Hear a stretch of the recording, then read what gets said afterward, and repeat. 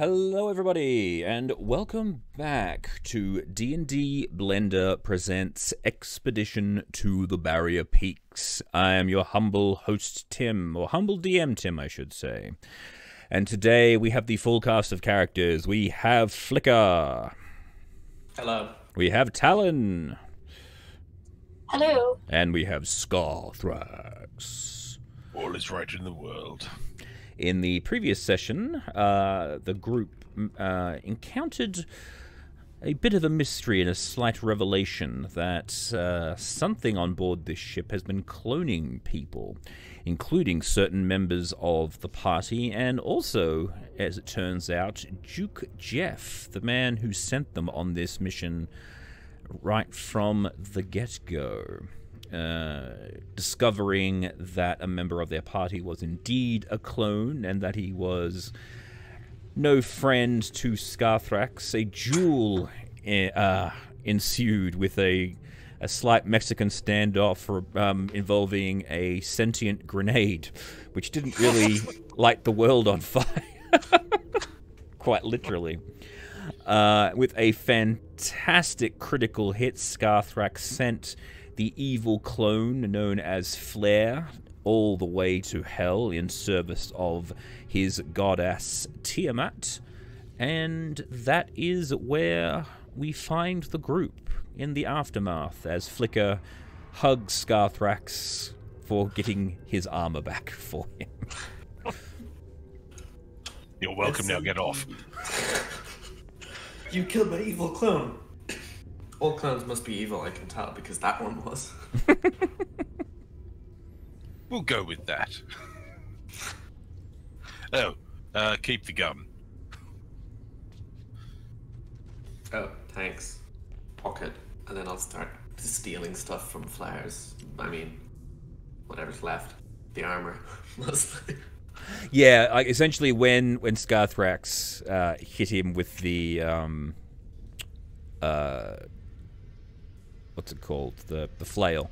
It literally just killed Flare out of the armor, so the armor's just left standing there. So you have all of the stuff that was yours. So yeah. And I should also mention, for the next hour you have the amplified metabolism injection, which means you have haste cast on you. Speed! And for the next 24 hours, you are resistant to lightning damage because you have been given the extreme static hostile environment deployment injection. Okay. And you also don't need to eat for 2 days because you've been given a massive boost of of biological things. So you're feeling better than you have felt in your entire life at the moment. Oh, I'm not sick. I'm cold. That's strange. I'll steal my armor. Yep. Muttering about how evil the other clone is.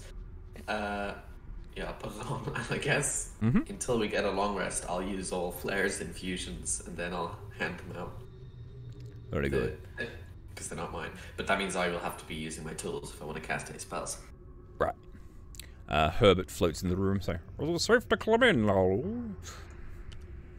Hello, Herbert. Oh. It's been a while, Oh. I think. Yeah. I'm not sure. How long has it been? Which one are you?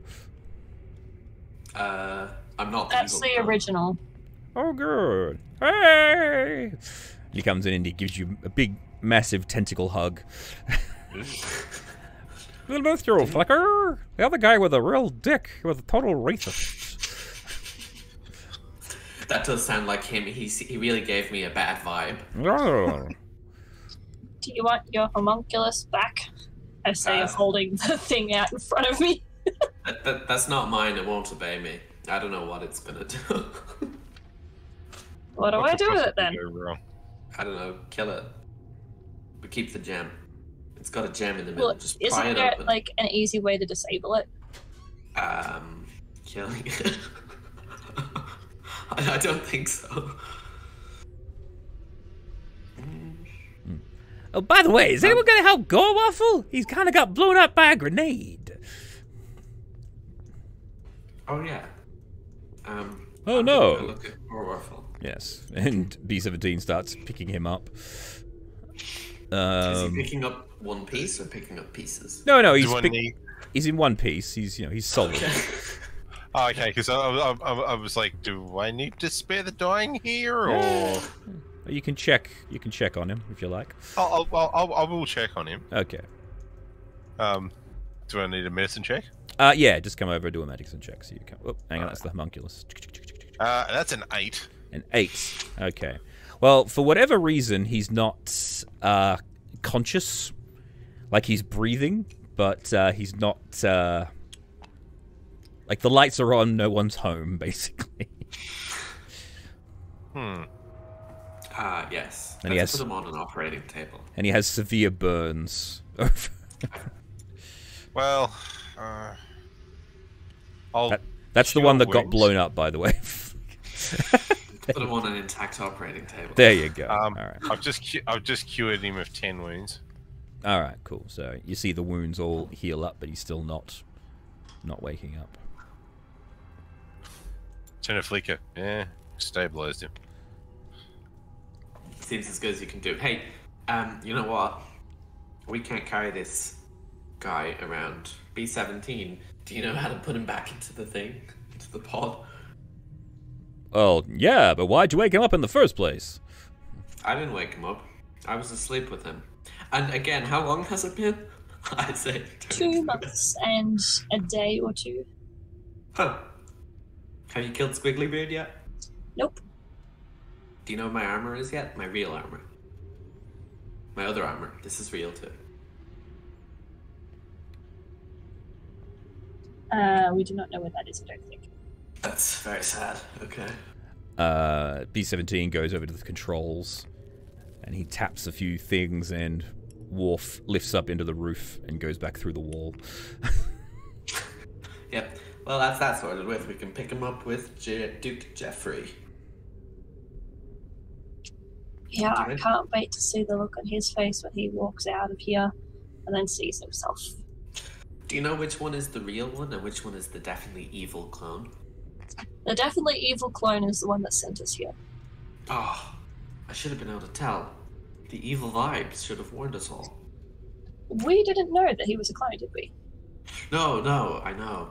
Oh, such powerful You magics. probably just thought he was an asshole. Yeah. He may not necessarily be evil. He may just be a clone with different agendas. How could there be a non-evil clone? Didn't you see that one that shot me? Or Oh shot no, you? that one was definitely evil.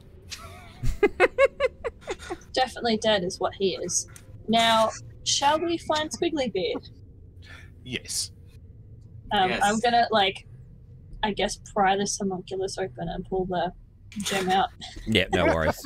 Your Your deaf thief skills, you turn the homunculus over, it's not doing anything at all, and you just literally just pull the battery out, and it just falls apart and disintegrates.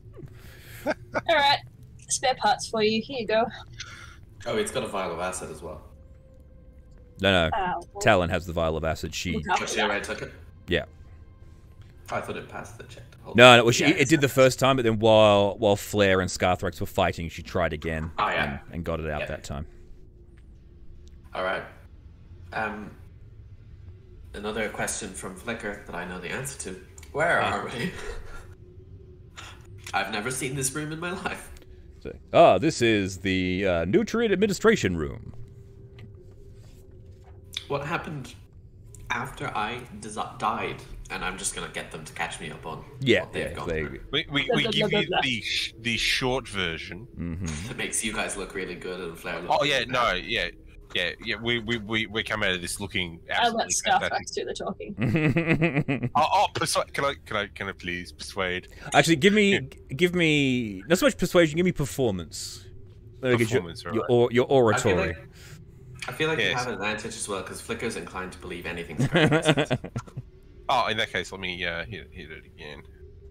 That was a 10. That's not so crash hard, but That's even worse. That's a 7. Okay. A 10 and a 7. All But right. Yeah, with a 10, you managed to tell the story. Flicker is, I dare say, not as convinced as you might imagine he was, but he's skeptical of some of the details, basically. But mostly he believes you. I can't believe you fought off 4 she-don'ts on your own. That's pretty impressive, if it really happened. Would I lie to you? I can't believe that you did 2,000 points of damage to a Death Drinker, and then Flair did 1 measly point to steal the kill from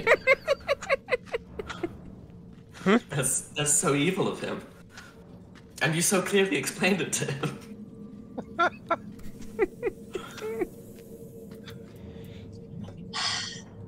I'm Alright, then. out in the corridor looking. Which doors have we gone through?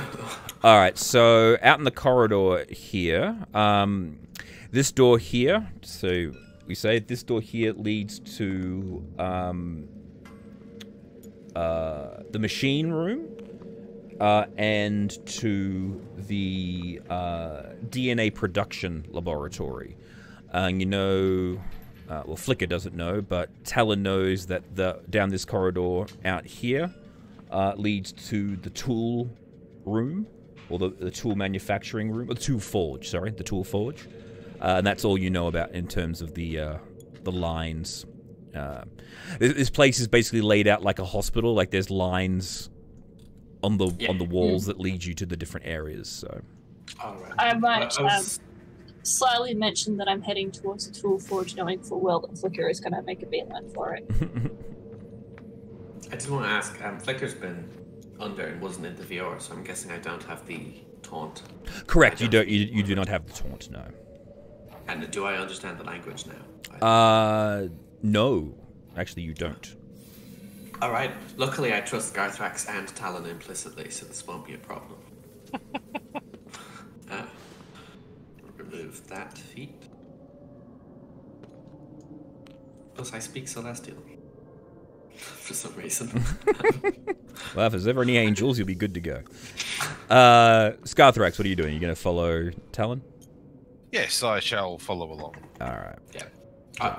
As Talon was saying, as soon as she says Tool forge. Right? It is an immediate towards that. I was like, what? I was like, whoa, tool forge, hell yeah. Oh, that sounds like fun. All right, so tool forge is round this way.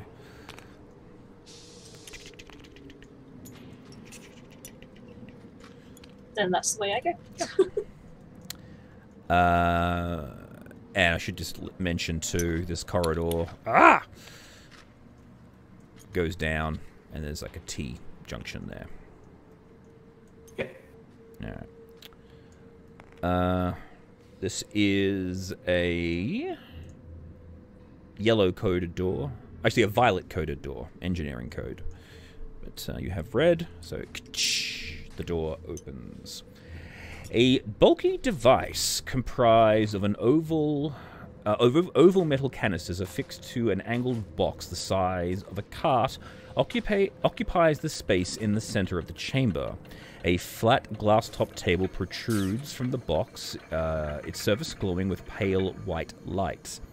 A hood, like that of a blacksmith's forge, hangs 3 feet above the glowing glass table. A number of small metal squares set into the box's side. A number of squares are set into the box's side beside the glass plate.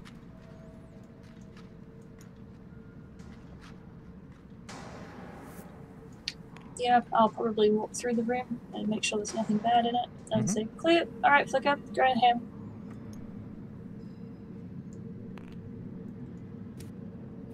Flicker's not really the most patient sort, so he's not going to wait. He's just going to head right to the middle thing and start poking around, seeing what it does. Sure.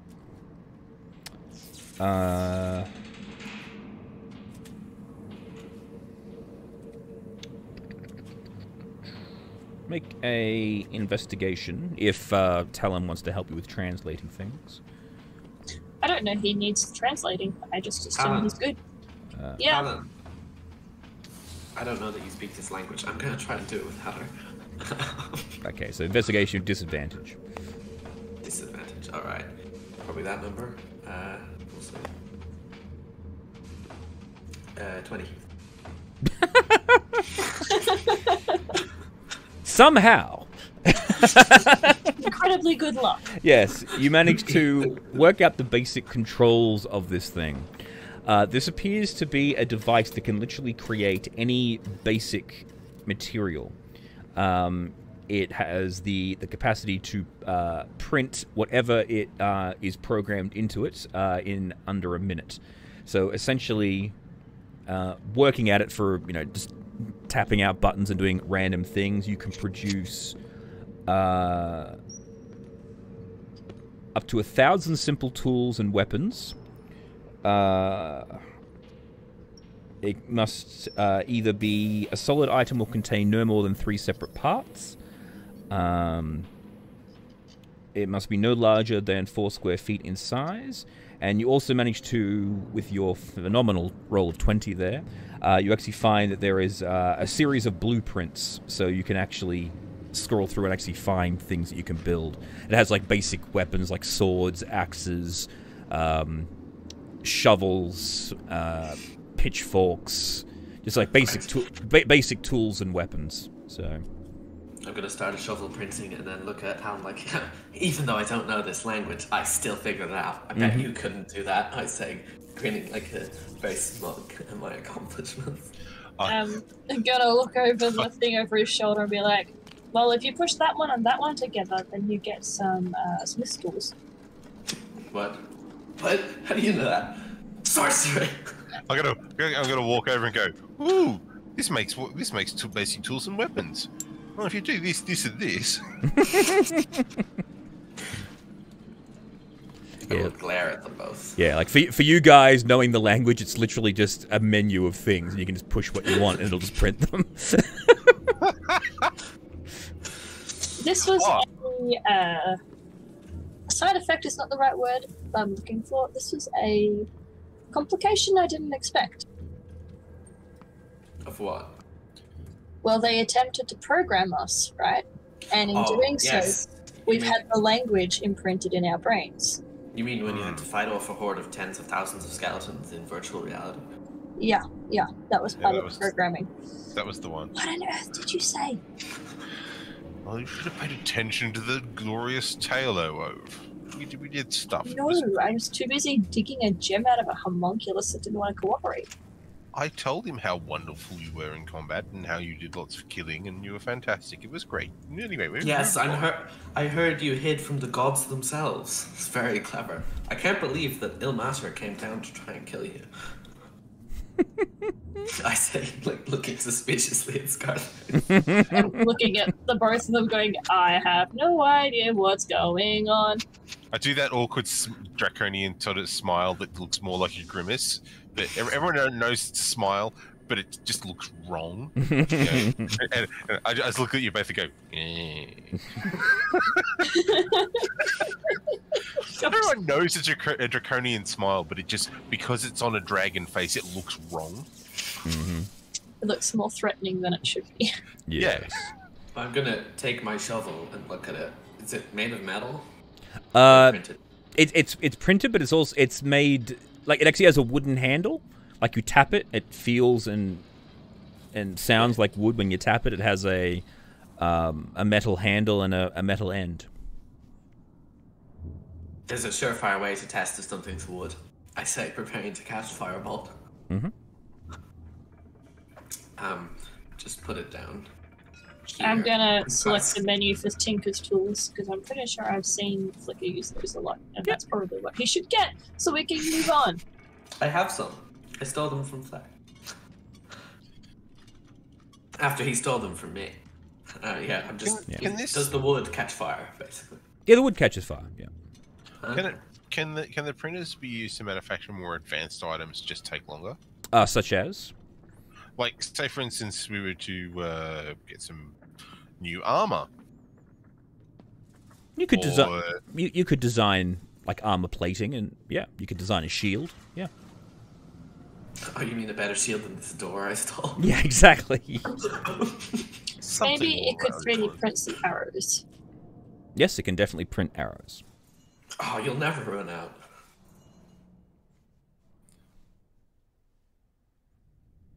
We Or could just 3D print. come back here every time I run out. We could 3D print tiny miniatures of ourselves. Well, if that's the case, we should start with Squiggly Beard and squash him properly. Let's go. Let's go find him. Actually, no, you could just on the tiny miniatures thing. You could create small versions of yourself to animate using tiny servants. It's an army of me. Let's do it. In your free time, we have a mini Squiggly Bruce Beard. Campbell's. Yes, a squiggly beard. We said there is nothing else to do. I said while trying to find the menu to like scan myself and get rid of myself. All right. The door here. Again, it leads outside and across. It says DNA storage. Sorry, DNA production laboratory. And what's the other room? Number 27. Way at the end here. Automated assembly area. That's the... That sounds interesting. Yeah. But before we leave, I will make thieves' tools if I can do those. Just because I don't actually have a set. I always make them with my tinker's tools. Cool. So you now have a set of lockpicks. And these are +1 lockpicks. Oh. Talon, these are better than your ones. Hold on, let me get you some more. I'll make another set. Thank you. Talon. There you go. So you now have sets of +1 thieves' tools. Alright. So, yes. Down the corridor here at the end. That door there has the big machine room labeling on it. You see that's the nutrient administration room. That's the DNA laboratory. And this is the... what did I say? I said words. Manufacturing? Automated assembly. That was it. Alright. I guess we want to look in here first. And there's a lot of noise coming from this room. You can definitely hear the sound of machinery moving. I guess we want to send a tiny servant in. But I don't have one. We can do that. So sad. We have to go print me one. Let's go. Or I could just go in. Yeah. All right. Fine. You're not probably. You're definitely way more stealthy. It's like just as loud as any of us. Okay. The The door opens up. Fortunately, Talon, you're the only one that can actually see in this room because it is dark. Hulking metal machines of indeterminate purpose crowd this chamber. Long lengths of oily leather extend on rollers, passing through some of the curious devices. A walkway, accessible by ladders, runs along the perimeter of the chamber, overlooking the silent machines. Ooh, who's messaging me? Ah, sure. I would like to quietly enter the room and have a quick look around. You enter into the room. At the far end, you see what appears to be something you don't recognize, but like there's a lot of weird arms and all sorts of bits and pieces, but you notice something definitely organic would probably be the best way to determine it at the far end. I'm going to glide down next to the wall. I'm going to be stealthy now, I think. Stealth away.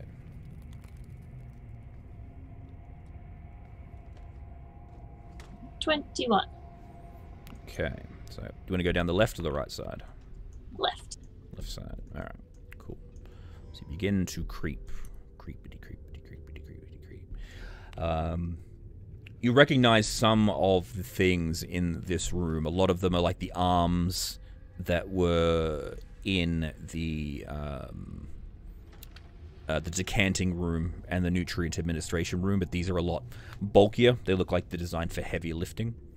Like assembly arms or something. Basically, yeah, like a car assembly line in in a manufacturing facility.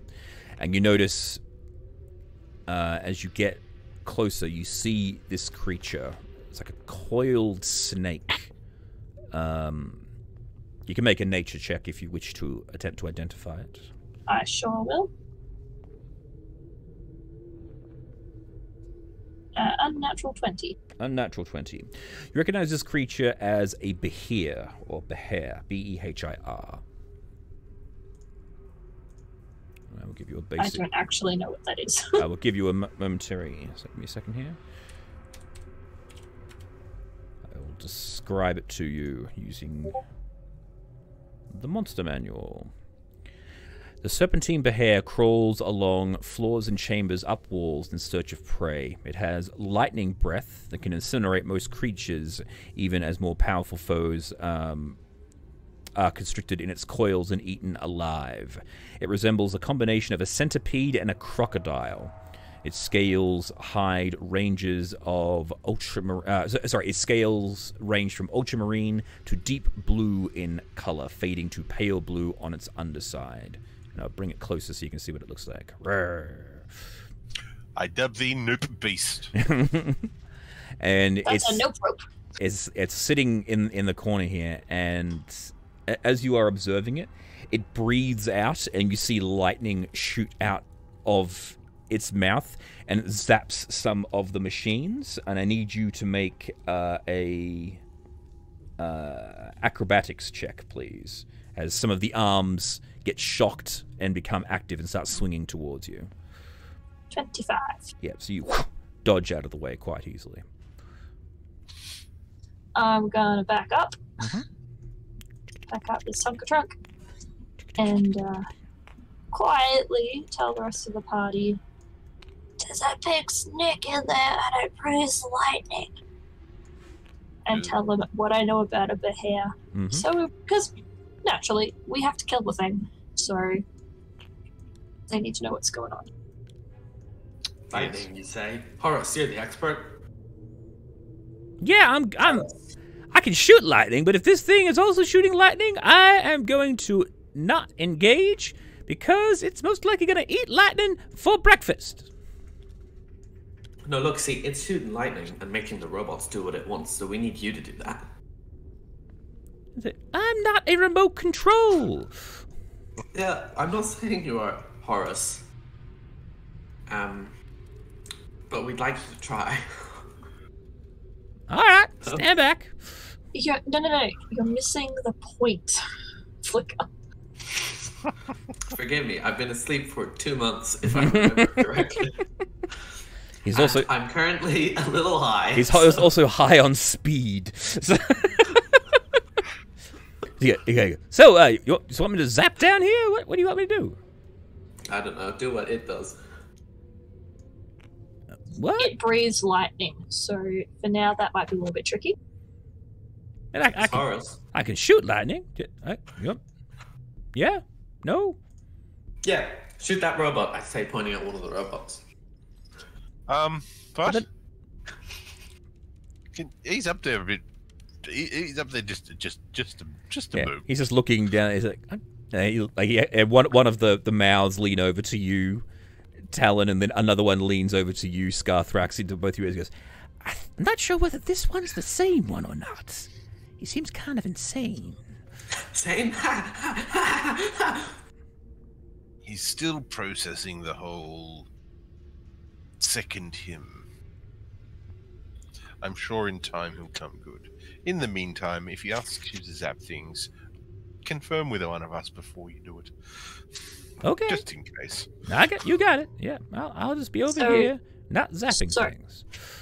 Clarifications. We are going in to fight a very big snake, so it's probably going to try and, do the snake thing where it wraps us around and tries to squeeze us. It also breathes lightning, so let's not make it easy for it. Let's spread out. And, if it's anything like normal big snakes that squish things and then eat them, it's going to try and do that at some point. So, after you. Come on, Flicker, let's go face tank this thing, shall we? Alrighty. Hold on. I just have to check some real quick. Whoop, where did I go? There's the 3 back here. Yeah, just wait there. Okay. It's probably safer that way. Can't fly. Keep watch. Let us know if any bad guys come. You got it. So, yeah, right now I and can't fly, so I'm going to stay. And Horace literally just sticks one of his heads around the corner. So he's looking in every direction simultaneously. Oh, I don't have haste anymore. No, you would have lost that, unfortunately. You know what, Scarthrax? I don't need to concentrate on my haste. I would love to haste you. And I'll put you on speed, and we'll both be on speed. I'm not sure if lightning is going to be very good for your circuitry. Yeah, that would be correct. I best stay out of the this fight as well, unfortunately. Maybe come and rescue us if things get really bad. No, you can count on it. I'm gonna cast haste on Scarthrax if he'll let me. Okay. Yes. All right. I get my spell slots back because those were flares. Yeah. You are fully. You are so rested. You have never felt more rested in your entire life.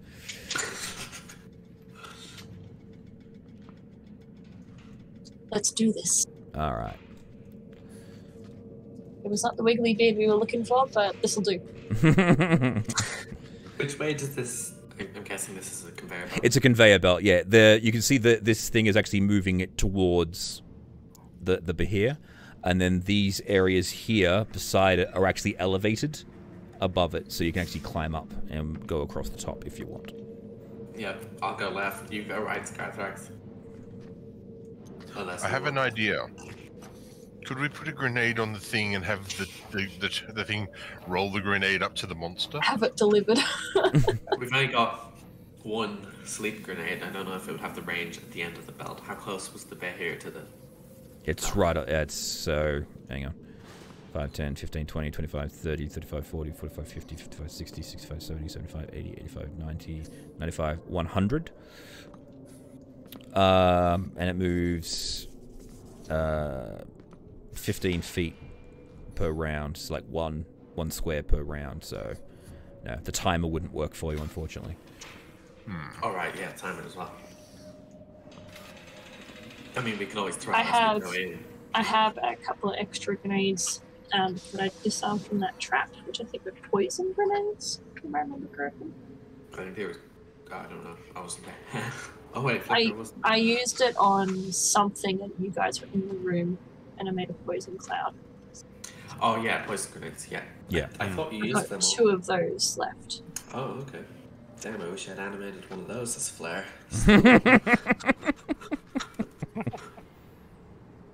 This thing's, again, it's just... You know, as it breathes out, it's just, and the machine's just... It's going crazy as this thing is snoring in the corner. Could we just shoot it from over here? And then it coming over to us will have I trouble. mean, because I that'll- can shoot it. Well, you know, it gives us a bunch of extra shots while it comes over. Obviously, also, we want to stand far away from each other so it can't zap us all at once. And then Fair it'll enough. come over and we'll beat it up, and I'll cast haste then. The Yeah, other they- thing is too, bringing it over here reduces the amount of room we have to move. If we go to it, we have more room, more space to back up if things I get think, gnarly. I think less room is good for us, but we're small. He's really big. If he has no room, he can't move at all. Pretty sure these can like climb and stuff. Yeah, fair enough. Well, me and Scarth, you, and I guess just you, can climb up onto one of these crates beside us, and me and Scarthrex can hold it on the ground beating it up. Because we're going to be beside it anyway. It's not going to just let us leave. No, but it might decide to shoot you from a distance. Yeah. Alright, well let's try that. Well, we could both hide as best we could. So, you said there was elevated areas. Yeah, so literally along the 5-foot squares directly beside the conveyor belt are actually as high as what the boxes are. So you can Right, walk. so where we are. Sort of So what- envisioning like episode 2, the droid factory sort of thing. Yeah, so basically, if you imagine this, it has the ground level, but there's also a scaffold that runs directly across as well. Yeah, and there's ladders right where you guys are standing that will let you get up. But where we're standing, we're not actually visible from the bear, or we hope not, anyway. Well, no, you're visible. You are standing in a very brightly lit doorway, but this area is very dark as well. You guys can only see the Bahir when it breathes its lightning out. No, but I mean we're standing in front of an area that's raised right in front of us, so we could hunch down and be. Yes. No, it's below. Yeah. So the Bahir is on ground level. You guys are on ground level as well, but there is also a raised area here. So technically, you could be up here or you could be down here. But because it's raised up, right? This all there is just the machine arms and whatnot. So you're obscured, but you're not hidden. Yeah. Okay. Oh shit! We can just go walk outside. I mean, up to you guys. I've only been back for checks watch. 5 to 10 minutes. Checks watch that I don't have. 21 for stealth in the corner. Okay. All right. Well, it's all to you now. 65 feet. What is the squares? 5? 5. So it's 50. That's 80 feet. I can shoot that. Yeah, I'm gonna prepare for if it gets within 40 feet. I shoot it with my action. All right. I'm gonna cast 25 Space. 25 hits. So you loose an arrow, it sticks out, and it goes. Rawr! And it's looking around. Initiative has begun. 27 piercing damage. Nice. Initiative 4. Bonus action high. 12 plus 3, 17. It still goes last. So we're at least keeping up the tradition of you guys always going before the creature. Scarfax rolled a 4. Yeah, I know. I gotta reorder everyone now.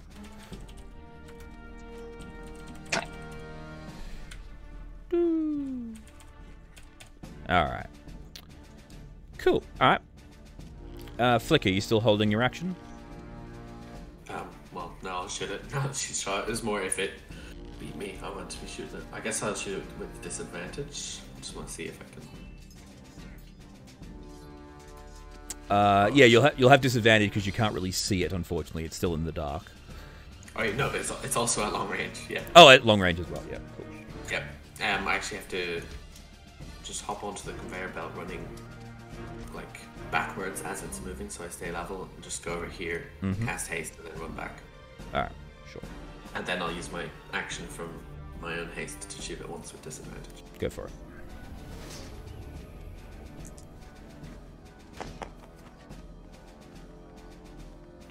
That's a 15, I think. Yeah, 15. 15, not enough. Your shot fires straight through, hitting one of the machines. At the end of your turn, I would like you to make a acrobatics check, please.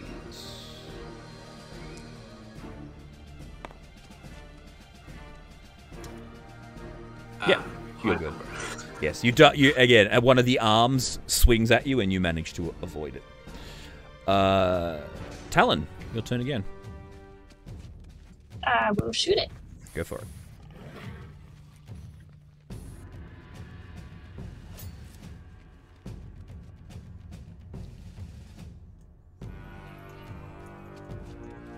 .24 to hit. That hits.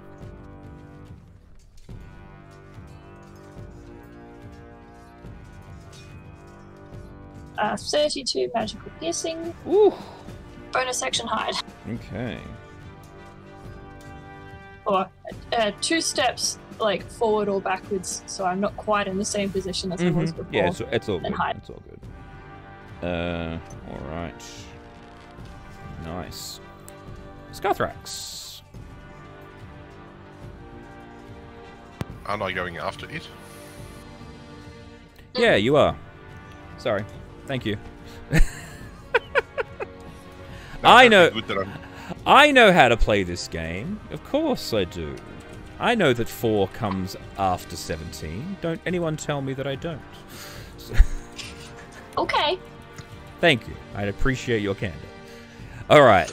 It is now very angry, and it dashes forward 100 feet. Very good. Speed! It's on speed too.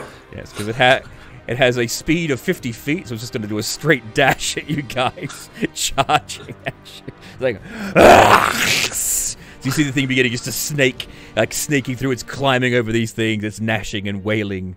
It's gnashing its teeth at all of you. And that's all it does, because that's its dash.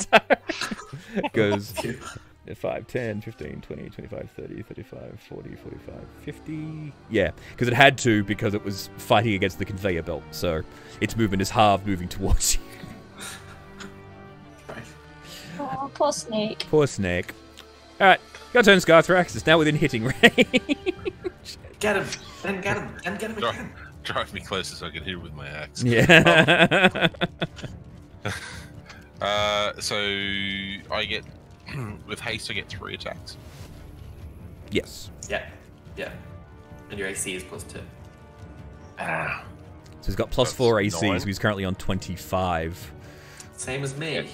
Actually, no, you're on 27 because you gave him the +2 shield as well. Mm-hmm. Oh no, I didn't have a +2 shield. It had to be on the Oh. No, you enhanced his shield at the end of the last session, if you remember. 21. Oh yeah, yeah, yeah. 21 hits. 21 hits because I rolled 9, Right. 9, and 21 because rolling over 10 is not a good. So, I get to use all the stuff now. So on a base attack, I get an additional 2d8, so it's 3d8. Yeah, if you're only using a level 1 slot, it's 2d8. Yeah. I might actually use a level 3 slot. Okay, so So that's 5, isn't it? it's 5d8 plus 3d6.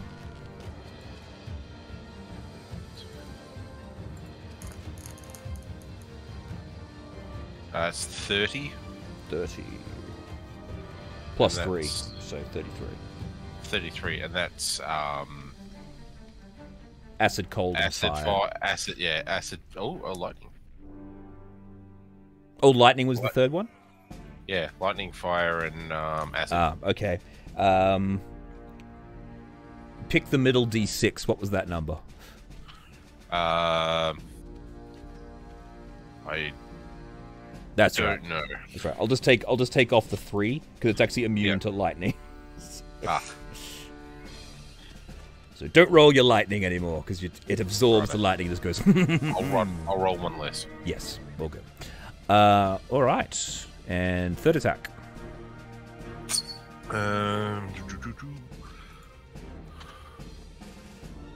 Would it not be 68 for a third level smite? Because you got 3 for the smite plus 1 for the smite because it's 1 plus. The Oh, you're spell. right. Yeah. Improved divine smite and then the weapon. Oh, so what is that? An additional d8? Is it Roll an Yeah. additional d8. Yeah, sorry, we messed that one up. 4? 4. Cool. And before that, it was 11 to hit, which is not going to do it. Which you won't do it. No. No, because roll more than 10 on a d20. Well, you did give it one mighty punch to the head with your club, though. I did, and Yes. I'm not taking from that. It's just the other dice rolls didn't. It's the principle of. It's the principle of the thing, exactly. Yeah. Flicker, your turn. Wow, great shot, Scartrax. I'm going to give it my go at that. Oh, sorry, 3 and shots. sorry. Make a acrobatics or Oh, yep. yeah, as the thing comes flying at you, one of the arms.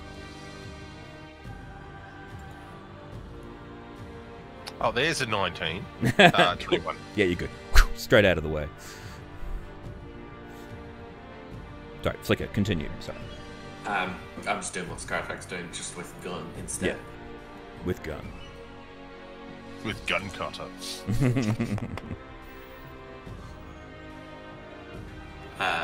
Natural 1, 23, 25. 23, 25 both hits.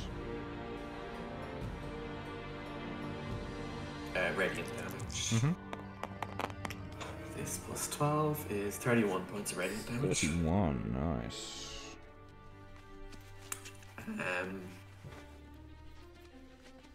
Yeah, is there any space to move at all? Yeah, are you on the ground or are you up above? I thought I wasn't able to be on the ground beside the conveyor belt. I'm off the conveyor belt. Right, yeah, so yeah, easy. Straight across. Yeah. Yeah, I just want to move there so we can't lightning breath me too easily. And a acrobatics check, you think? Yes. 11. 11, alright. One of the arms grabs you. You take 2d8 bludgeoning damage. And are restrained.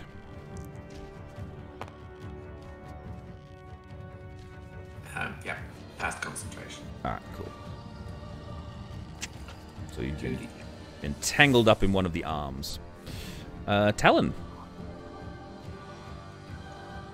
Pew pew.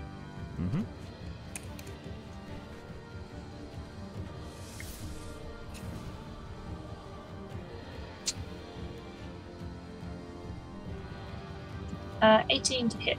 18 will hit.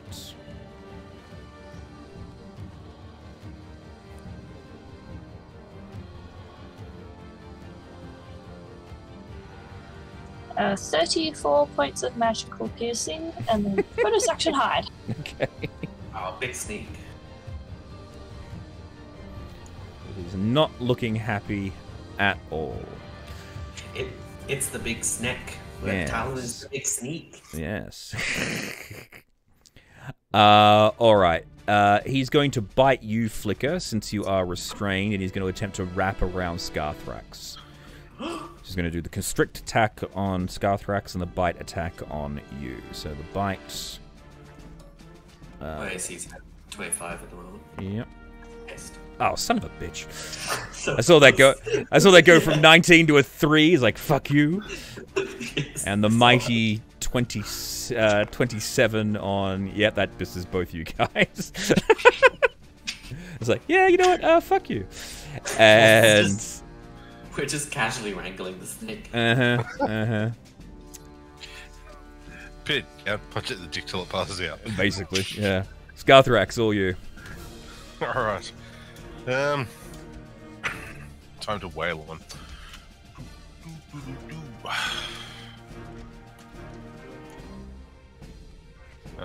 15? Misses. 14? Miss. Come on.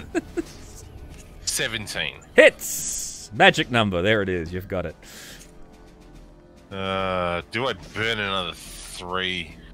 Yeah. Maybe. Yeah, why not? Yeah, burn another 3. So that's, was it 6d8? 68 plus 2d6, because lightning doesn't. Yes. You know, once I have achievements back, I can infuse a ring and get you another 3rd level spell. Oh, nice. That's 28. 28 points of damage. With one mighty blow after failing to hit this thing in the massive tangle of arms, you strike its flesh boils away, a portal opens up, a very familiar claw comes through and goes, "Thank you!" and it pulls it down. It's like, yoink! Say hi to that loser, Flair. The hand comes back through the portal, gives you the thumbs up, and then goes slowly back in.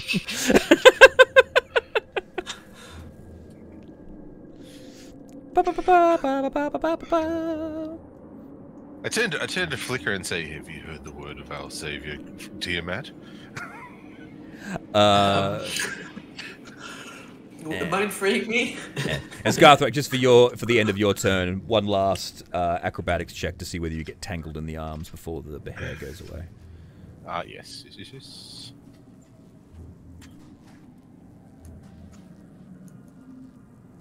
Actually, no, I shouldn't have rolled that one. I should have rolled the acrobatics, so it's +2. So 6. 6. All right, so you take 2d8.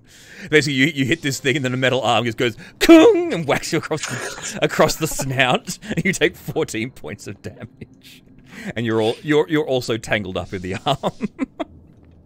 And then both the then the arms, as the hair goes away, the arms just go. They actually power down. The hair was the thing that was keeping them active. Right.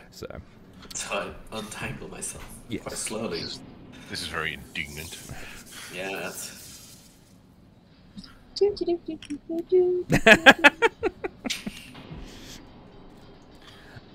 Talon, actually, as you are walking across, you trip over a box because your elf eyes are so awesome. So I trip over something because my elf eyes didn't see it? No, you see it because you kick it because you are awesome, is what I mean. You find mixed in with a pile of scrap metal 3 spools of what looks like rope, but it is actually weaved out of gold. And 2 spools of rope weaved out of platinum. What on earth? Now we can 3D print tiny gold and platinum versions of ourselves. Yes, the platinum. Swag. You imagine looking at the platinum wire, the amount that there is. They're worth 5,000 gold each, and the gold spools are 1,000 gold pieces each. You know, when we're out of here, I get the feeling we could pay our mercenaries to kill Jeffrey for us. You said anything about killing Jeffrey? Well, not Jeffrey, the evil clone that is evil. Who said anything about killing him? Of course. You're gonna let Scarthrax do it. No, I want to find out what he knows. Oh. And then you can let Scarthrax. And what he's been doing. Did I kill him? Yes. And Flicker, if you're stepping on the conveyor belt, you're actually going, whoa, whoa, whoa. You're actually being slowly taken backwards. I'll walk against it because I'm hasted, so I can walk at normal speed backwards. Is there anything? I'll just go back and tell the posse. Oh yes, the posse come along. Yeah. It's like, oh. Anything else interesting in the room? No, unfortunately, that was the extent of the interest. Everything else just looks like different components of things that are to be built. So what it looks like is that. You can assembly. In some of the boxes, you actually see like bits and pieces of like the worker robots and things like that are like parts. You look like you could actually assemble them together. Does it look like anyone's used it for anything other than being a bear recently? Like no. Looking up here on this platform here, which looks like the main like construction section, is just filled with random detritus. It looks like the Behir's used it as a nest for quite a while. Yeah. Alright. Squiggly Beard has not been here. Or if he has, I'd say so. I'd like to pry a scale off of the Behir, just for, Bit gone. Kind of. No, unfortunately, that's right. It went to. Unfortunately, it's in hell. Yeah. Zip. Never mind. I will not take a scale off of its skin because it's a pretty color. All right, moving on. You can get some skin off Squiggly Beard when we find him and skin him alive. No. There's scales, which are kind of pretty, and then there's skin, which is just weird. Well, Scarthrax has scales. Just pull some of those out. If he'll let you, of course. Because I'm good friends with Scarthrax, and I wouldn't like it if you did something he didn't like. Now that the sound of the machinery in here is actually quietened down quite a bit, and there's no like electrical snoring, coming from down this end here, you actually hear the sounds of like it sounds like people talking, but you don't recognize the language, and you also hear like the sound of smashing jars. That sounds important, guys. We should stop them from smashing the jars. Just the language isn't recognizable. No. What language is in this place? I say, not realizing that they both also understand spoken. Alright, well, we'll slowly, quietly start making... Is that guard bot there? Yes. As you round the corner, you actually see what is actually a guard bot, which looks like the front of it has been completely blown open. Like it's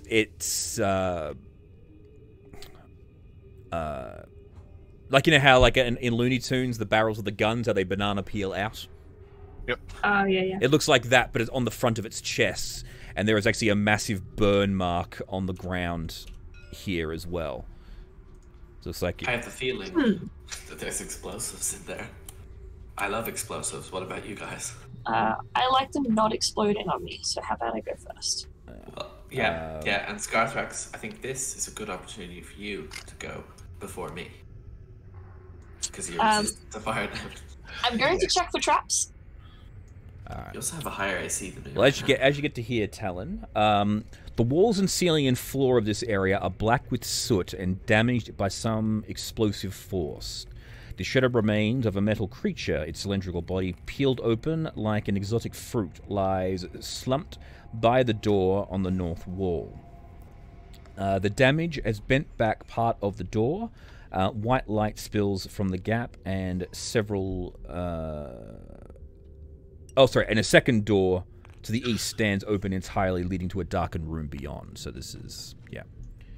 So basically this door has been completely blown open, and that door is fine, is what it's saying. Let's have a quiet peer around the corner. Okay, so you peer around the corner. I'll just reveal the room so you can see what's going on in here. This area is filled with rectangular glass containers arranged in rows down the length of the room. Each is lit from within, making the white walls of the chamber gleam with a sterile brightness. Inside each of the 10 containers are hundreds of tiny, transparent slats the size of a tinderbox. Each contains a coin-sized drop of yellow fluid, and from somewhere deep in the room, the sounds of breaking glass is heard. And by deep in the room, it means right inside the fucking door. And you see 4 creatures, and you recognize these from when you were observing the... before you discovered the clone of Flicker and Gorewaffle. And the body of Gorewaffle, I should say. These are what were listed as Type 2 biological entities, and they appear to have very bizarre-looking axes in their hands, and 2 of them are on the up on the back there, and they're literally just grabbing jars and smashing them on the ground, and it's going...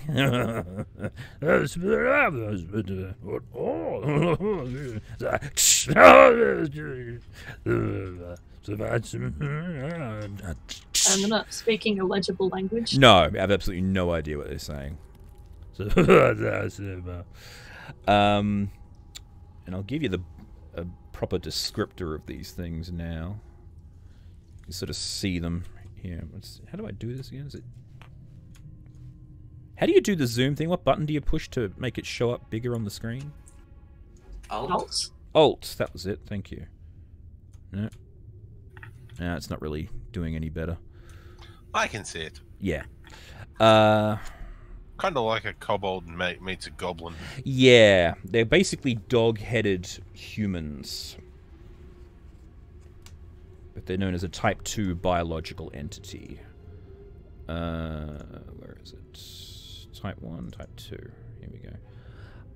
Is there a name on the door, or is that gone completely?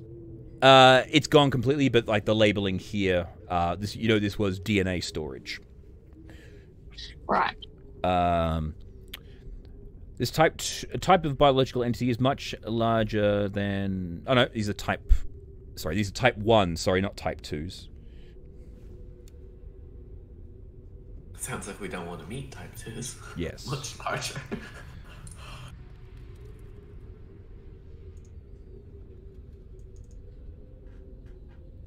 The Type 1s, here we go, got the descriptor up for you. Type 1 biological entities resemble hairless humans that possess animalistic traits. Their legs are like a canine's rear limbs, complete with clawed feet. Their faces possess short muzzles filled with sharp teeth, and their ears are flared like a bat's. The flesh of a biological entity is almost plastic in rigidity, which reduces, you imagine would reduce the damage they suffer. The eyes of a biological entity lack any semblance of life. They appear emotionless, even though they're not. And each is dressed in dirty, torn clothes of a jumpsuit, and they bear a strange-looking battle axe. Alright, well, I will back up.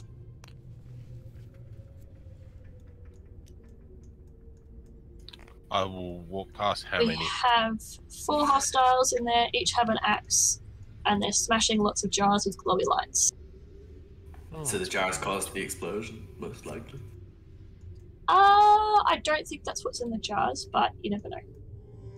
Yes, there hasn't, you saw them smash several jars. There were no explosions. I think the explosion was from something else.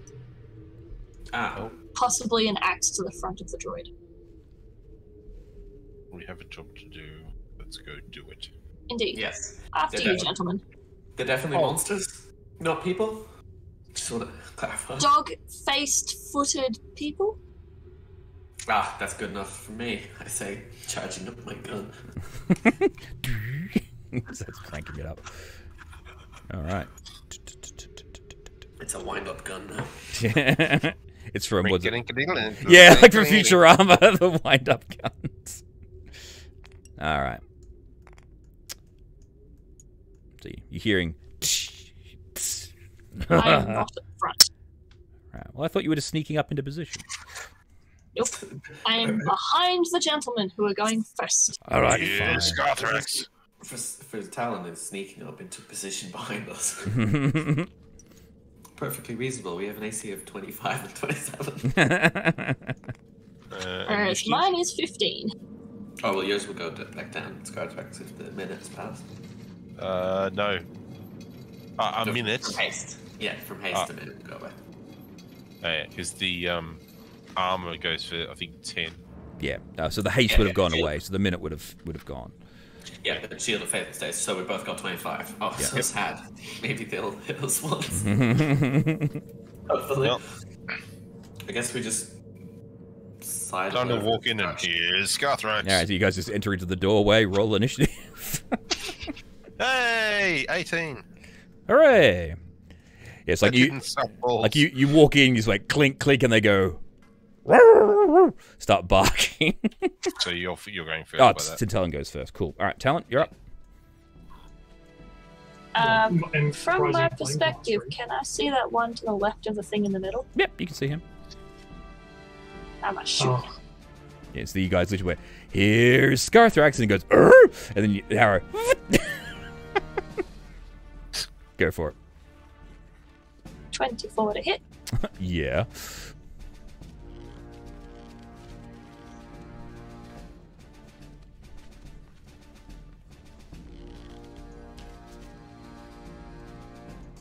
$32 points of magical piercing. Nice. Arrow goes straight through his head, and he just Hide. drops down dead.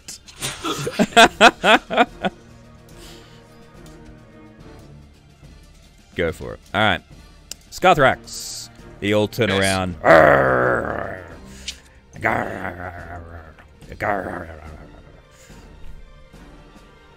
I guess we're gonna walk over to the first one, Mm-hmm. and I'm gonna car. And my bonus action is going to be. Let's see.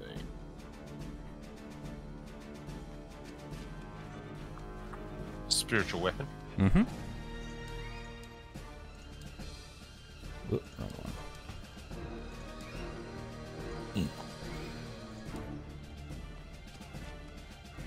which will engage the second one back. Yeah, that one there. Mhm. Alright, so first things first. One in front of me.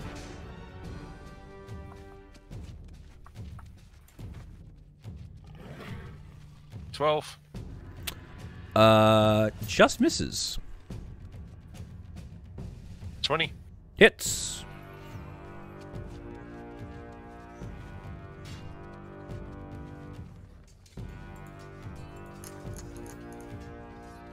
$28 damage. 28 damage.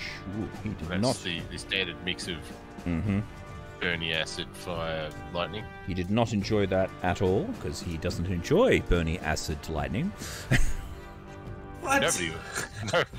Nobody likes burny, flamey acid. And then the spiritual weapon. It's going to 12. 12 misses, unfortunately. Yep. Flicker. All right. I'm still on speed. This is pretty great. I'm gonna wait. Hold on. Aren't they?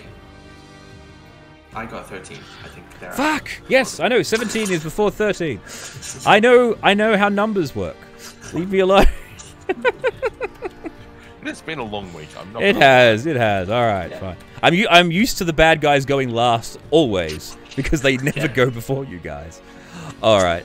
This one here is going to look around the room and he's going to start to howl.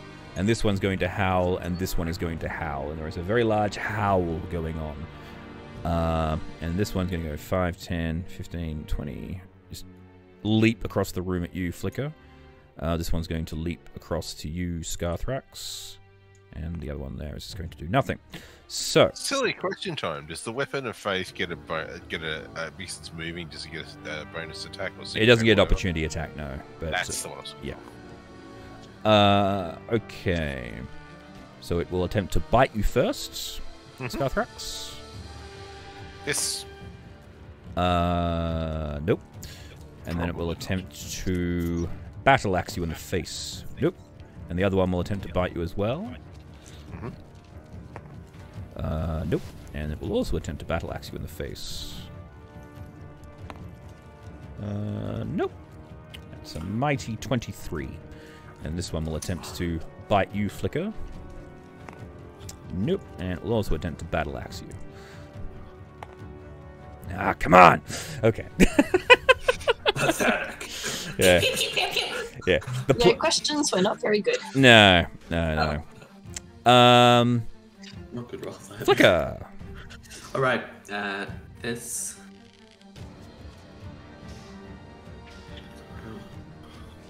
I don't think they warrant a hex. So I'm just gonna start shooting.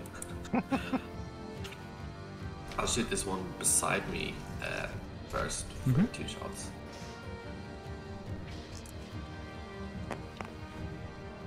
$16 and 23. Both of those hit.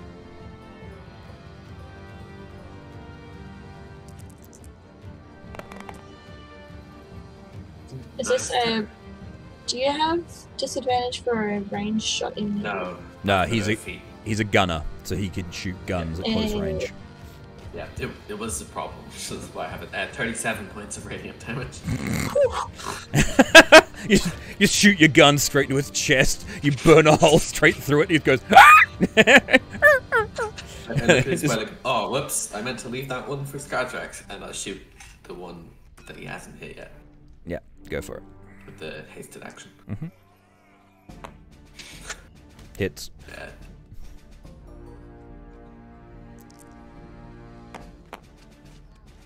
$12 points of radiant. Oh, finally. All right. Whoa. Yeah, walking up. All right. At initiative 20, this door opens up, and emerging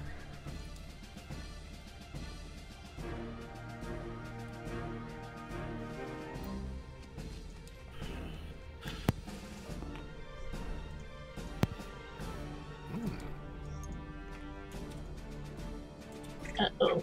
around the corner are 2 really big biological entities.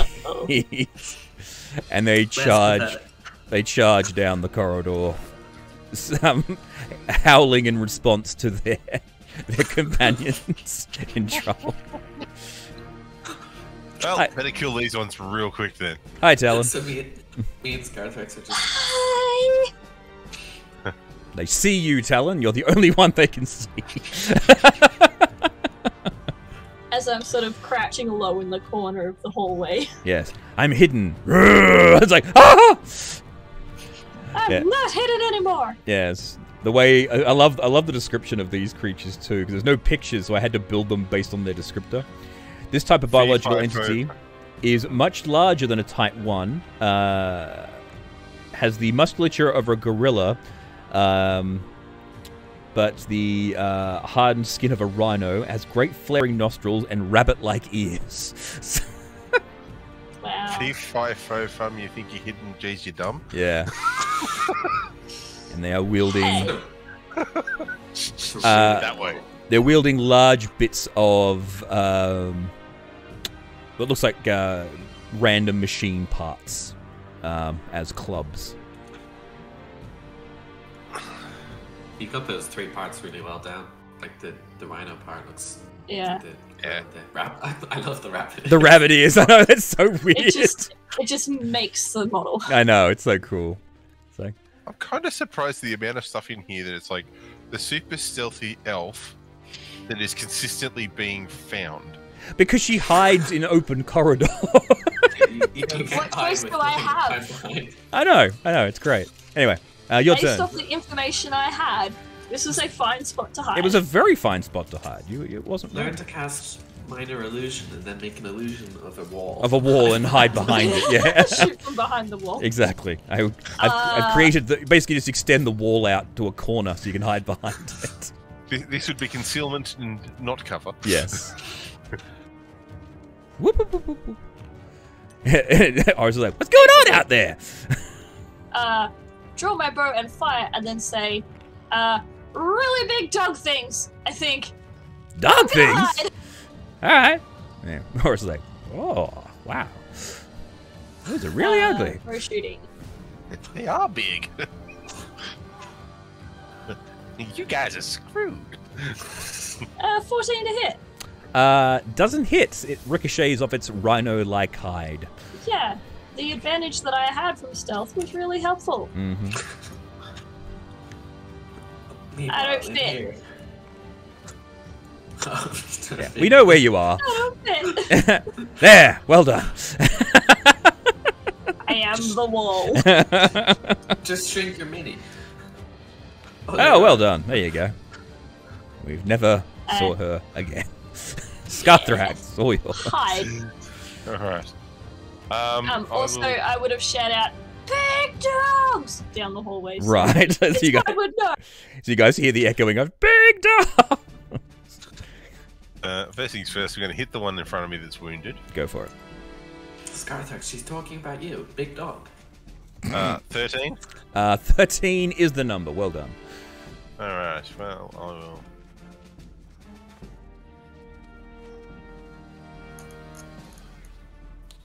That's 24.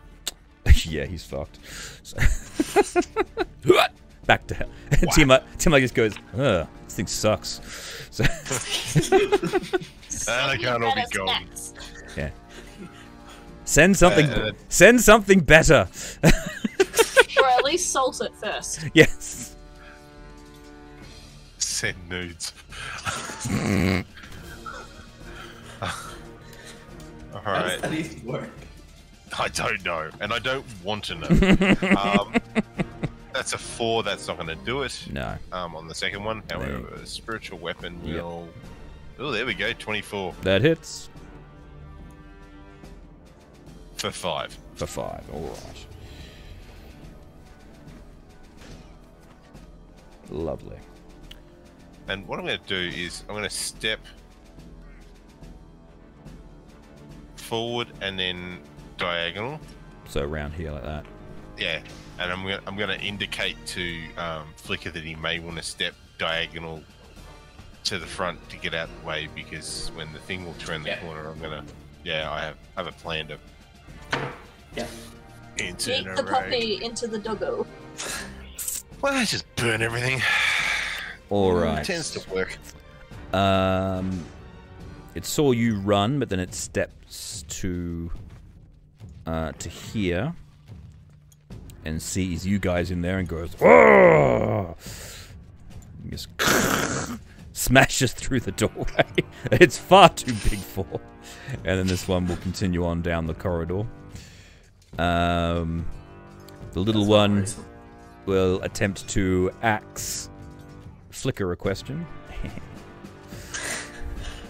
Let me ask you a question. Will ask many questions. Nope. And then is going to attempt to take a bite out of Scarthrax. Ah! Yay! Glad the little one got that. Yeah. All right, cool. So, yeah, it's not a great deal. 12 plus. It's going to be a concentration check. Oh, hang on. Wrong number. I rolled the wrong dice. It's the D10. It's the D8. Spiritual weapons, not concentration. No, they're not. No, There you go. no faith. A whole 13 points of damage there, Scarthrax. Oh no. Did he roll 1? I rolled 1, yeah. All I can say is thank fuck for the critical. Yeah. So it's a DC 10. Yeah, so just roll a Constitution save. Constitution. 23. Yeah, you're good. And then the big boy, he's just gonna attempt to club you twice, Flicker. What? Ah, oh, thank Nope. God. Like he literally hits you and he just goes, won't go through. Why no bonk? Yes, and this guy will stay there. All right, Flicker. I'm gonna move to here. And then, Move to just up just a little. yeah, I get that, but the guy will attack me. Yeah, well, that's fine. I'll go here. All right, he swings with his axe. Go around to there, but yeah. That's gonna be worse, isn't it? Misses. Just on the cone. No, you're fine. Yeah, Your cone's not that big. It will reach. It will only reach as far as this. So. well, it's 15 feet, so we'll go to the base of the big guy. Oh yeah, basically. Go Yeah. to. My apologies. Yeah, I'm hopping over to here. I'm going to bonus action hex this guy because I think he's worthy of it. Mm-hmm. Small guys weren't. This guy might be. And then I'm gonna. Where is it? Shoot him 3 times. All right. Just do me a favor when you're rolling the damage. Roll them one at a time because there is a thing. Okay. Yeah. So I'll run to. Like you can roll all your attacks simultaneously. Just roll your damage differently. Oh, okay. So pretty sure 13 will miss. Yep, 13 will miss. The next 2. 15, 17. 15 hits and 17 hits. Alright. So first one's damage. Does it care about radiant versus necrotic? No, it doesn't. It's fine.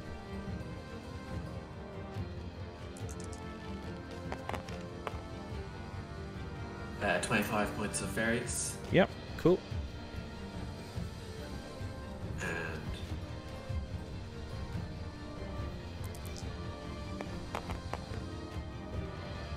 21 points of various. So Cool. 46. 46. Nice. Now he's still up, but he is unhappy. And that will comprise my turn. Okay. Talon. I want to prick my head out around the door and shoot it and hide again. Okay. You do so.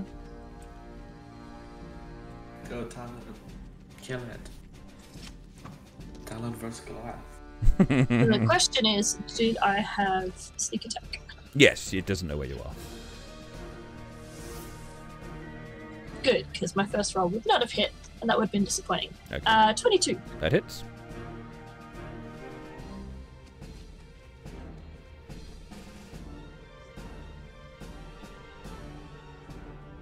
Uh, 32 points of magical piercing, and then I am ducking back in and hiding again. Okay.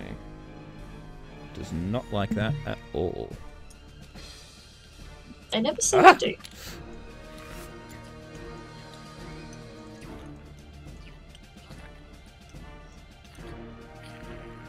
I don't know how I got myself in there the first time. So I don't know just either. Somewhere in that corner is fine. That'll do. Ah! Stay. All right, cool. Scarthrax. Burninating the countryside. And the peasants in their thatch roof. Cottages! Mm-hmm. Where's the... and I want the templates, not the effects. Burninating the countryside. So, oh, look at that. That's perfect. Yes. Ah! It's a big face full of So what's the save I have to make? Dex 14. Okay, so the big guy, Dex 14. Nope. He fails that one. And the little guy... Oh, the little guy passes. All right. All right, so it's 4d6. Mm-hmm. 15 burning damage to the hexed one. Mm-hmm. Well, 15. Yep, he dies. Cool. Oh. And spiritual weapon the other guy. Okay, go for it. Because the breath attack is an action, so Yeah, yeah. Is it a half or? Yeah. As an action once per short rest. No. Is it half on a fail or just nothing on a fail? Half. Sorry. Half on a save. Half on a save. All right. So you 2d6. you see the okay. So no, it would have just done half of the 15, so it does 7. Yeah. So this guy, he actually fall like you see him like get burnt away. He falls and then he stands back up and just glares at you, half his face all burnt away. Oh well, I hit. I'm pretty sure that the 26 to hit with the Spiritual breath weapon. Yep. Yeah. Roll the damage. That'd be 11. Yeah, that kills him. Yeah. Biological entity has relentless. If it takes less than 8 damage or less that were reduced to hit 0 hit points, it goes to 1 instead. So you've got to actually do a decent amount of damage to kill it. So if you had it done less than 8 on the spiritual weapon, it still would have been alive. But the only reason it survived was because you did 7 damage instead of 8. 7 damage on the flame.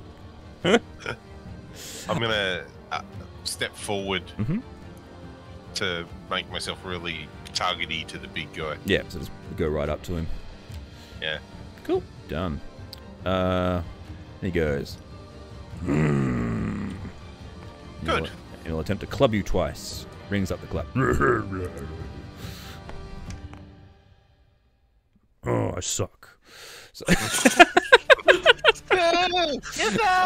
yeah. You see him just go, oh man, I hate being this big. Me and my rabbit ears not really helping at all. Flegger! Don't be doing so hard on yourself. Axe, shoot you 3 times. It's kind of difficult. It's kind of difficult to be really intimidating when you have rabbit ears. I imagine so. I'm big, scary, and also awfully fluffy. Yeah. 15 and higher. 15 is the number you need, so they all hit. Yeah.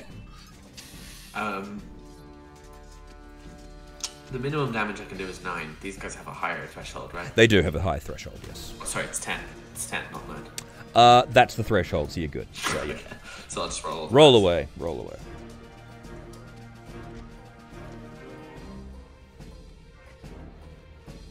Never rolled 12. I don't think I've done that. Too many dice! Wow. 58 points of damage. Wow, you would have killed it if it hadn't have taken any damage. So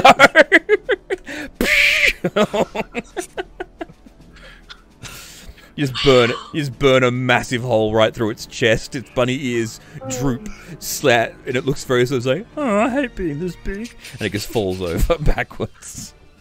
I'm gonna yell down. This is why you should have a gun, Tal. Horace goes, "It's clear!" As far as these are. I'm gonna go start looking through the stuff they were smashing. All right.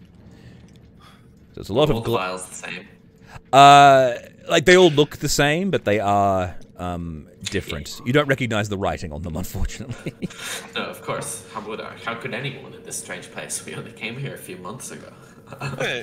Walk up behind him and go, "Ooh, that's DNA Yeah. for a."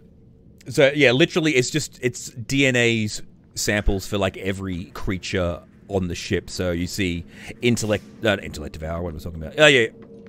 You see like Flump, you see Displacer Beast, you see Froghemoth, you see Behair, you see like everything. Like they're all labeled like strange things, but you recognize the descriptors on them as well. So Am I able to use investigation to figure it out myself?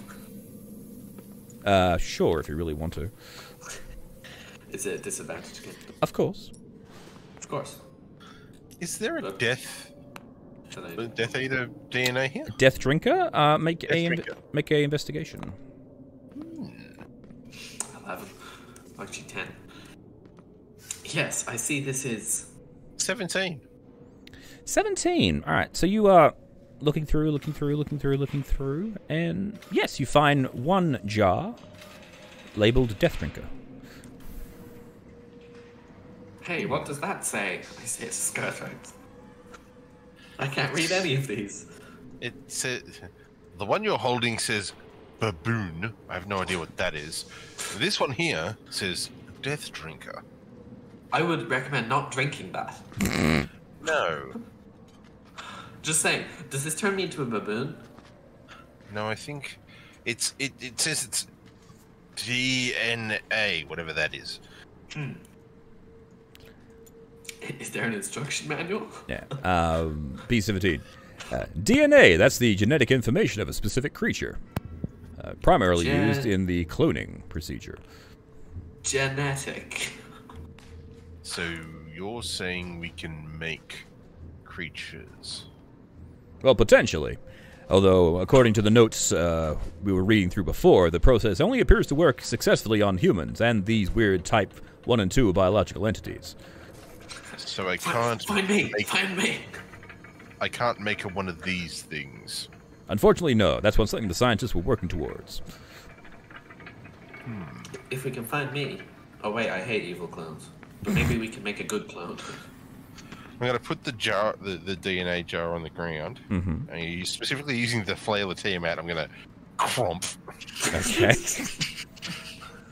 You see a little puff of flame as it disappears. Excellent.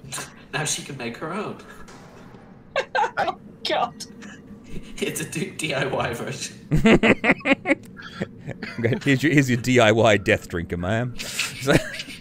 Your Death Drinker kit. Just For the dead whole water. family. Talon, you're guessing you're curious about this room here? It's like sea monkeys, only more eaty. Okay, so... Batteries not included. Yes. This room, 3 rows of large glass cylinders run down the length of this room, each large enough to contain an adult human. A total of 12 cylinders are present, and all filled with murky green liquid, like you have seen earlier on. Has the spidery articulated arms affixed to a network of crossbars, tracks, and ceiling dangle above each container. Aside from the green liquid, you can't see anything from this distance. You do, however, recognize that these first 6, the liquid is actually empty. You're assuming they would be where the creatures that you just fought came from. Okay. I will do a quick over the room to make sure there isn't anything else hiding, and I'd like to examine the corridor to the left. I would like to ask B17 to find the Flicker genetic stuff if it's here, because I believe in privacy. He very quickly... There's no Flicker sample found. Good, good, good. Don't want any more evil clones chasing me. Stealing my armor. Yeah, aside from the vats, there's nothing in this room. All the 6 additional ones each contain Type 2 biological entities. The big guys. The big guys, yeah. Right. We are going to leave those alone. You should. Well, after we finish in here. Oh, and I should actually say, on the ground in this room here, there are the strange battle axes, if you wanted to collect those. Oh, yeah, sure. I will pick one up and look at it. Does it look magic? It doesn't look magical, but it does look very unique. It is bright red, incredibly light, and very... like, it's very well balanced as well. Could be a throwing axe? No, it's not a throwing axe. It's definitely a battle axe. It's like a 2-handed axe. Oh, okay. All right. It more closely resembles a wood-cutting axe, but it's made of a strange material you don't recognize. Yeah, they've been using fire axes. That's what the ones that were on the minis look like fire axes. That's it. The battle axes. Alrighty. Shut up. So, No, I'm good with it being I'm good with it being battle axes. I don't know any different. I'm just staking out this corridor and waiting for them to come out the room. Says Garthrax. Did Yes. Can you, like, quickly, send a text or whatever to your mistress see if she liked the DIY kits? Because if so, we could just pile everything up and start smashing. Are they useful? No sense in leaving them here. They're useless to us. I suppose I could always ask. Give me a moment. I'll have a stop and a pray. I will give privacy in case Tiamat appears and smites me. We're sorry. The deity you're trying to contact is not available. Please leave a message at the tone.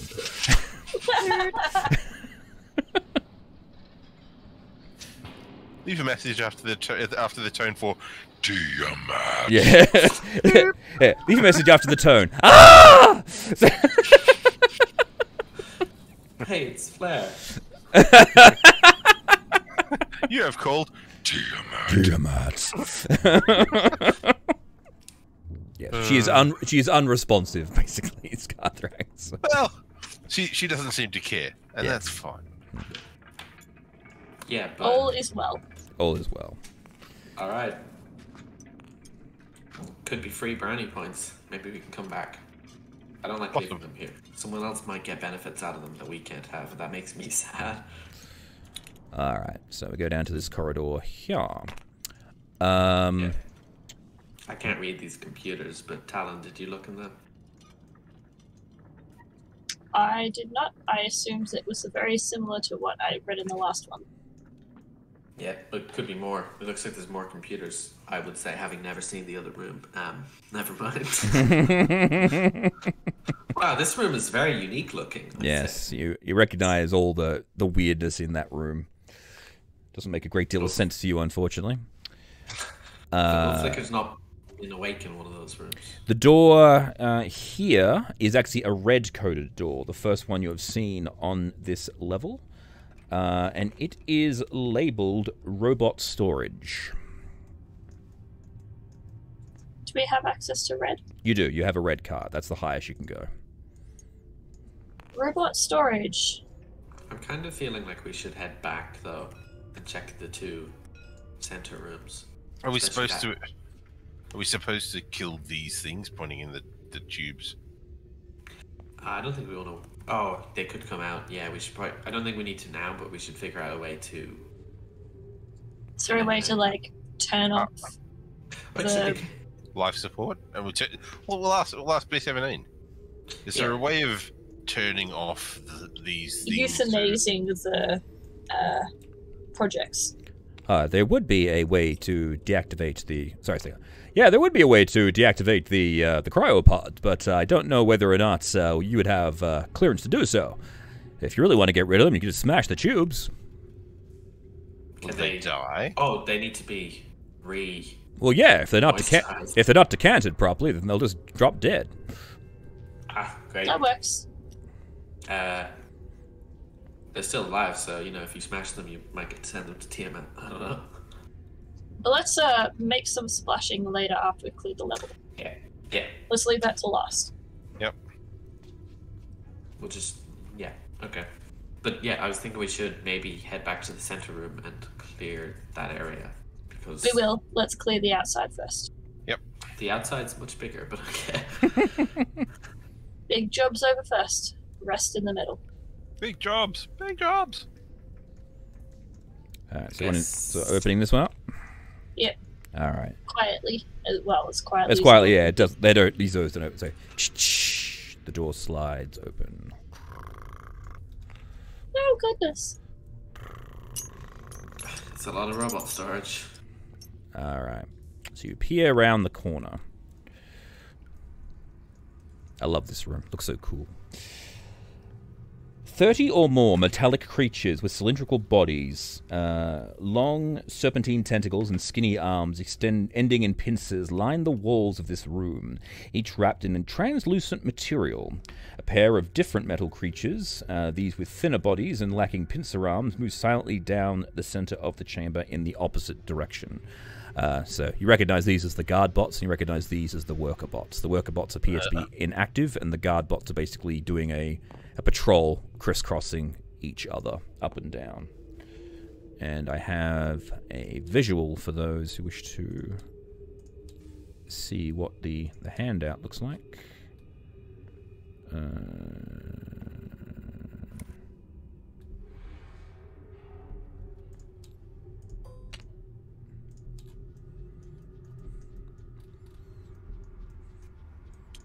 They're very differently designed security bots in this setup.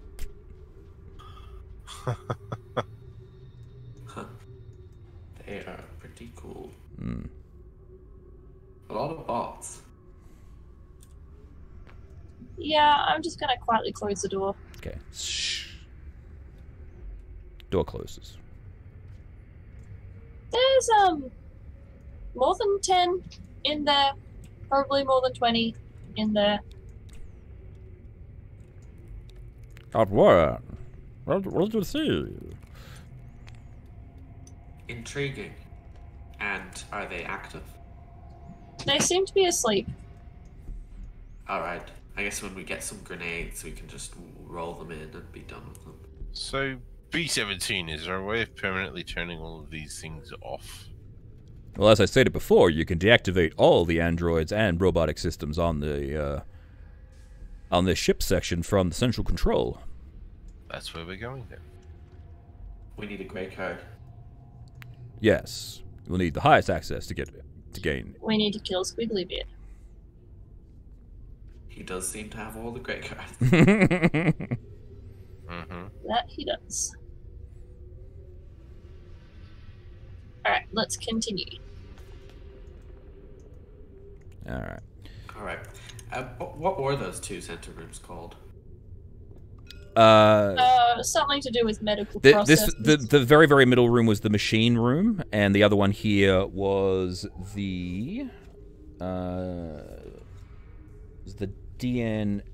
It was another DNA. Right, I think it was the DNA production laboratory. Right. Production. Okay. Yeah. Sounds interesting. Down this corridor here, you recognize this is basically where you guys came in. Mm-hmm. There is another what's the word I'm looking for? Bay door.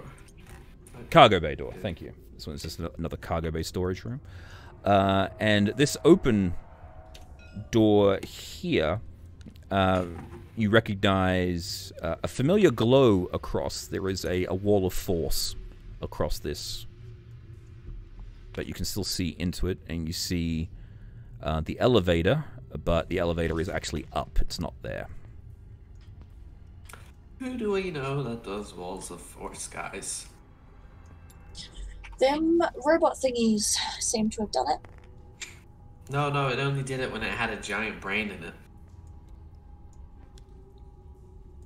I think. You also disintegrated a massive wall of force to get into the room where you guys got killed. So Yeah, Oh yeah, that's what I was thinking of.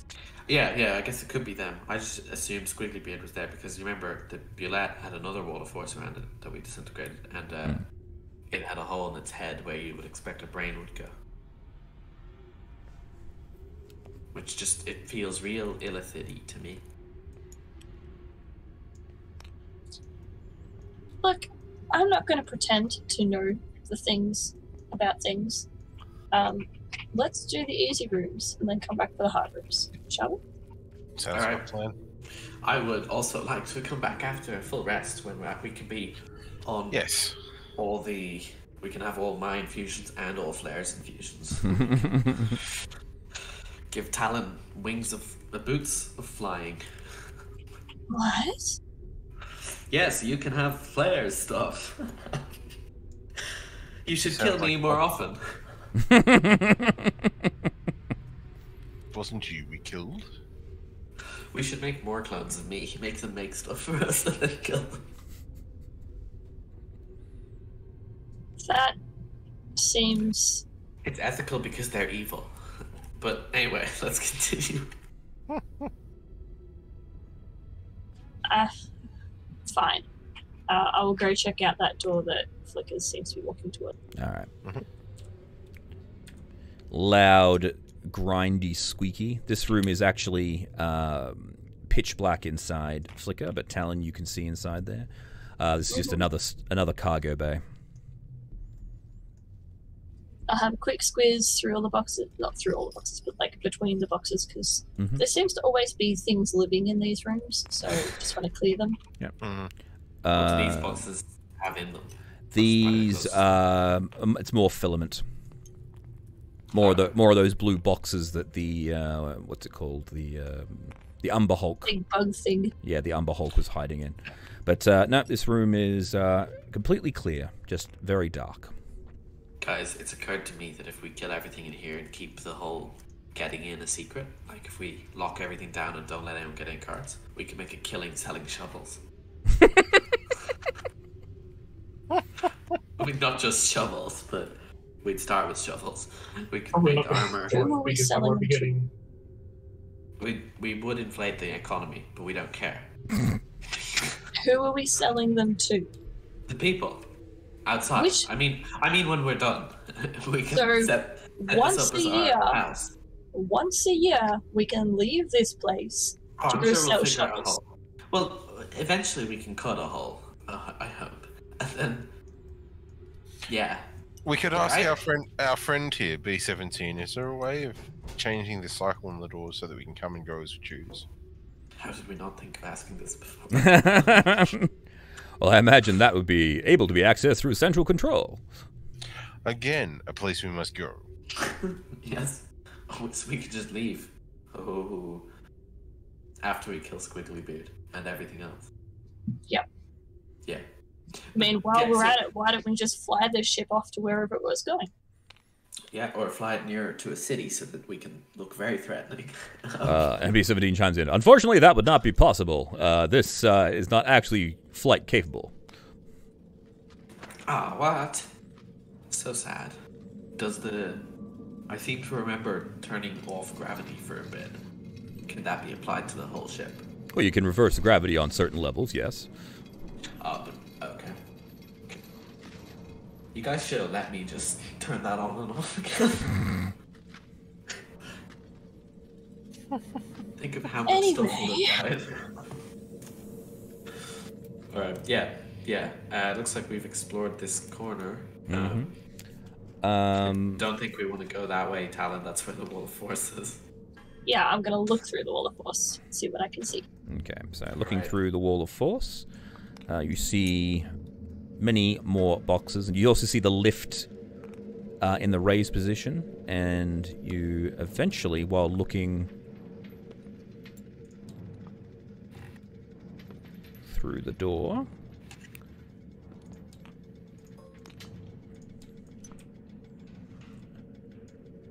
Another one of these big boys comes stomping around the corner.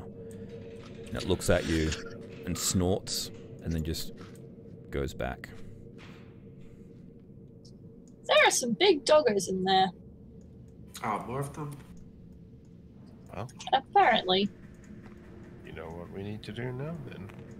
Find a Kill the different other way ones. in. Well, we need to kill the other ones because it appears the squiggly beard can, or the robots can turn them back on. We don't want to deal with 6 more. No. And Talon, the big door behind you, reads Pacifier Robot Bay. Okay. Pacifier. Oh, we gotta kill him. Yeah. Let's go and again stealthily open the door without So what are you gonna do? Are exposing you gonna do ourselves the too hearts, much. or are you gonna do the? Sorry, start again. You got talked over. Talon? Let's open this door quietly and try not to expose ourselves too much. We don't Okay. want So there's a red coded door. You swipe it and the door slides in 2 directions. Double doors. A pair of metal daises sit in the center of a broad chamber, each accessible by a wide ramp. One dais is bare, but atop the other rests a 10-foot-long oval metal chariot of a strange make. It bristles with a number of rod-like protrusions and floats a few feet above the top of the dais. Stout black oily cords dangle from the ceiling and are connected to the metal chariot. At one end of the room is a small altar with a number of glass plates set into the wall above it. Images flicker and dance on some of the plates. And we have a handout.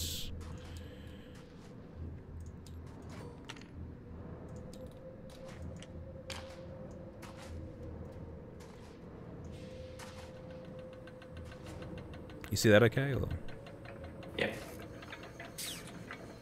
to. That is very strange. Mm-hmm. What's that? Oh, those are like glass panels or something on the other side of the room. Yes. So, in the corner here, that's the chair and the thing, and then that's the dais with the thing atop it. The weird chariot thing is actually, and you recognize the pacifier robot that you have seen before. It does not appear to be active at the moment, and it has that big thing in the picture is actually sitting on top of its head. So it's actually like a... Oh, it's big. Yeah, so Being repaired or refueled or something. yeah, it's kind of like a big hairdryer type thing, but it's all sitting on top of it at the moment. So that's what's going on there. B-17, is there a way to disable this without waking it up without a grey card? Like something we can pull out? And he just steps around the corner, looks in. He goes, well, that is the programming center. Is there a way that we can make this work for us? I don't have that information, but again, if you could alter its programming somehow, I don't see why it wouldn't be possible. It's currently in standby mode, so it isn't really a threat. Can you put you into it? Do you know how to do that? Unfortunately, the programming modes for androids and robots is very different. Our programs are not compatible. Could we make it a protector for us? Why don't we go read the screens? I'm gonna go over and try and read the screens. Okay. I will also go over and read the screens. Yeah. Oh, we're going over reading some screens, eh? That's cool. Notice the difference. If I Yes, say try to everyone- read the screen, and she Everyone says can read the screens. screen. Yep, we absolutely all can. Herbert's going to go up to the pacifier. It's like, oh. We got 13 to read the screens. Yep, I definitely get what's going on. Pretty Yeah. pictures. Pretty pictures. Yeah, so you have absolutely no idea what's going on. The pictures you do recognize are actually sort of flashing different sections of the ship. This looks like a secondary security station. Yeah, like I've seen these before. Yeah.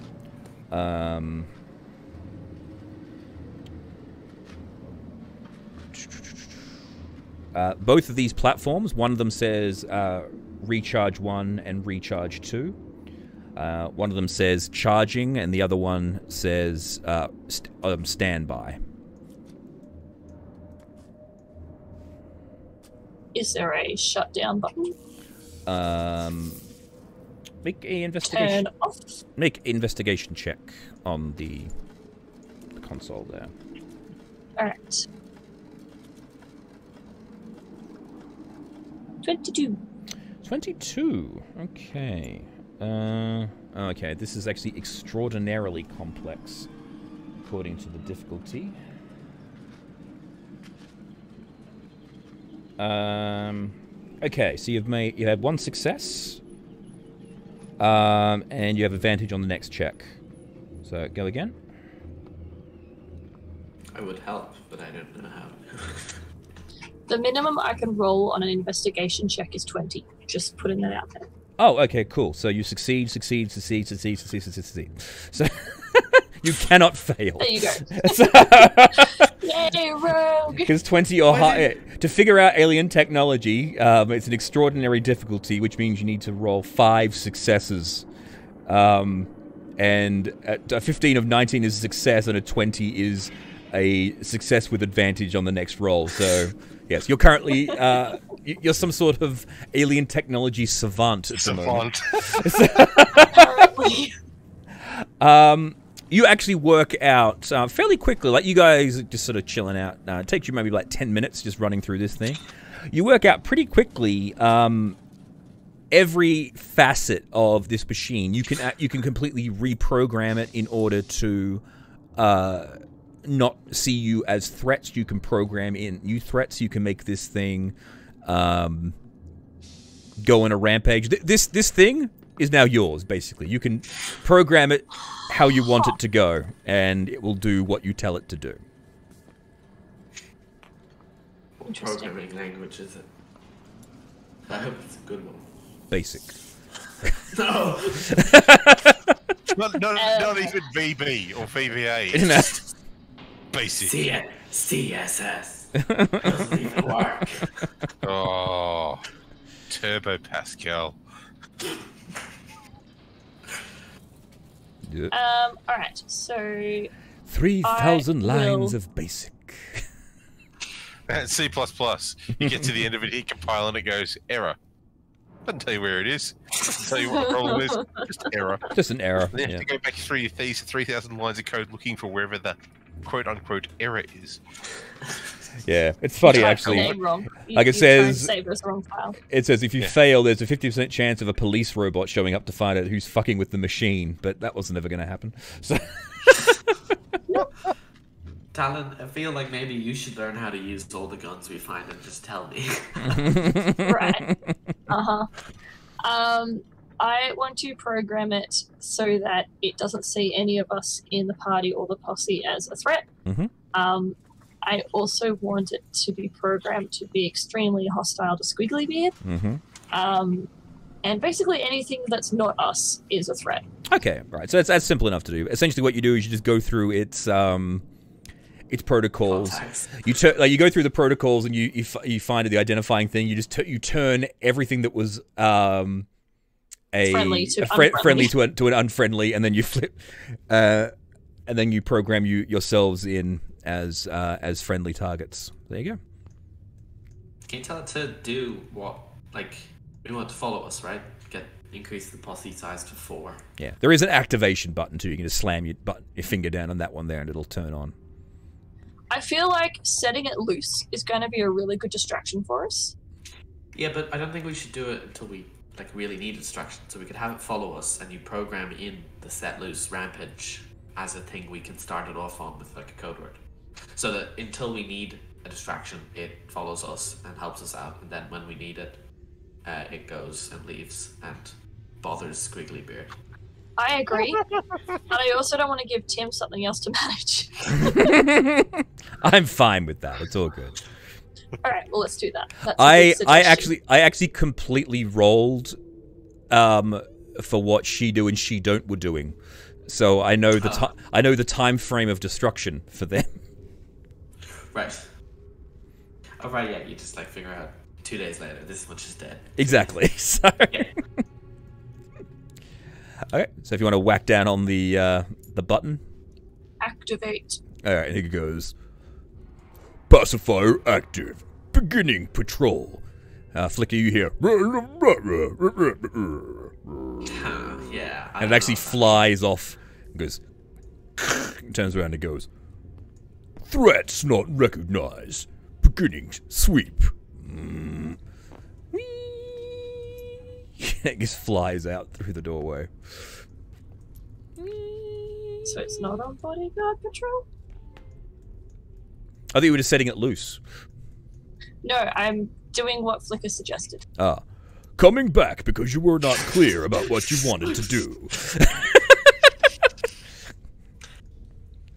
It's just occurred to me I have a translator device somewhere, or Flair did. Mm-hmm. Didn't it get ate by something?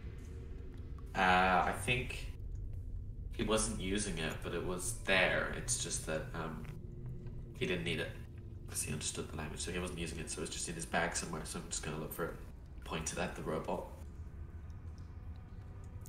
Yeah, so you understand bits of that. All right. Are there any? Can I look at like the console and work out if there are any other pacifier robots currently on patrol? There are only the 2, and you blew the other one up. So. Oh, hey. Awesome. Wait a second. Hey, Talon, can you query like history and see if this is the one that murdered us? Before, because there was one of these that came up and just obliterated us. I will have a look through the information thingy. Yeah, so you find the security logs. You run through. This one has got basically no prior history. The only bit that you see of it was when it was doing its patrol when there was an alert of that another pacifier being attacked. Yeah. And we have not encountered this particular pacifier before. No, you saw it. You saw it moving down the corridor towards you, and it came into the area after you guys had taken out the Death Drinker and the other pacifier, but it didn't. We hid sufficiently. You see it sufficiently, exactly. So that means we have now got some of our vengeance. Very nice. I mean, we got it like ages ago, but now we know we got it. Well, you didn't. You weren't there. I wasn't there. Now I know you guys got it. Good job. I cannot believe you killed 4 pacifiers as big as this one. Insane. I wonder where were they kept though. So strange. I'm gonna keep walking down the black part of the corridor. Alright. So we got Pacifier, B-17, Herbert, and and Scarthrax. Alright, there we go. Whoop. Yep, so this corridor zips around. Another cargo bay and another elevator. I'd like to open up the cargo bay. Mm-hmm. I'm just going to AFK for a second. No worries. This one is well lit. I do not believe it has anything of note within it. It looks like it's connected. Hmm? It looks like it's connected to the other one. Sorry. That's what I meant to do. You open the door, force field. Aha. That's what I meant to say. And this thing is basically very loud. Like, continuing patrol. No hazardous life forms detected. Pacifier, can you remove the force field?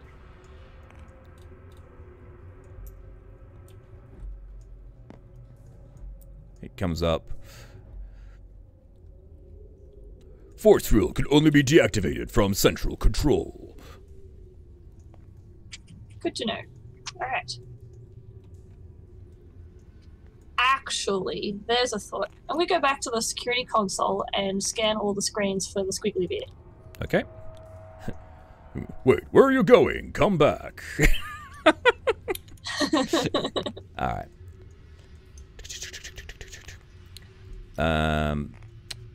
You rotate through the security cameras and you see the squiggly beard. What's he doing? He is currently working on the boulette again. You see the room. There are at least 3 Type 2 biological entities, 3 active worker bots, 2 security bots, and he is fiddling about inside the head of the Bahia. The Bahia? Not the Bahia. Bullet. Right. I'm gonna go grab the rest of the party and bring them in to have a look at this, because it's important. Rewinding.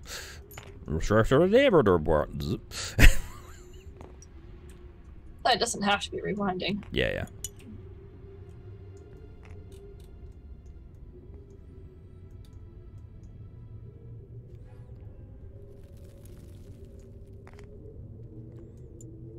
Yeah, so you see him, he's sort of ducking in and out of the head.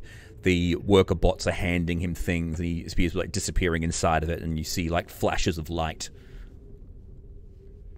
Am I able to run like a check to see if the system knows what he's doing? It's not really possible with this. This is basically a security monitoring station. Right. What's happening?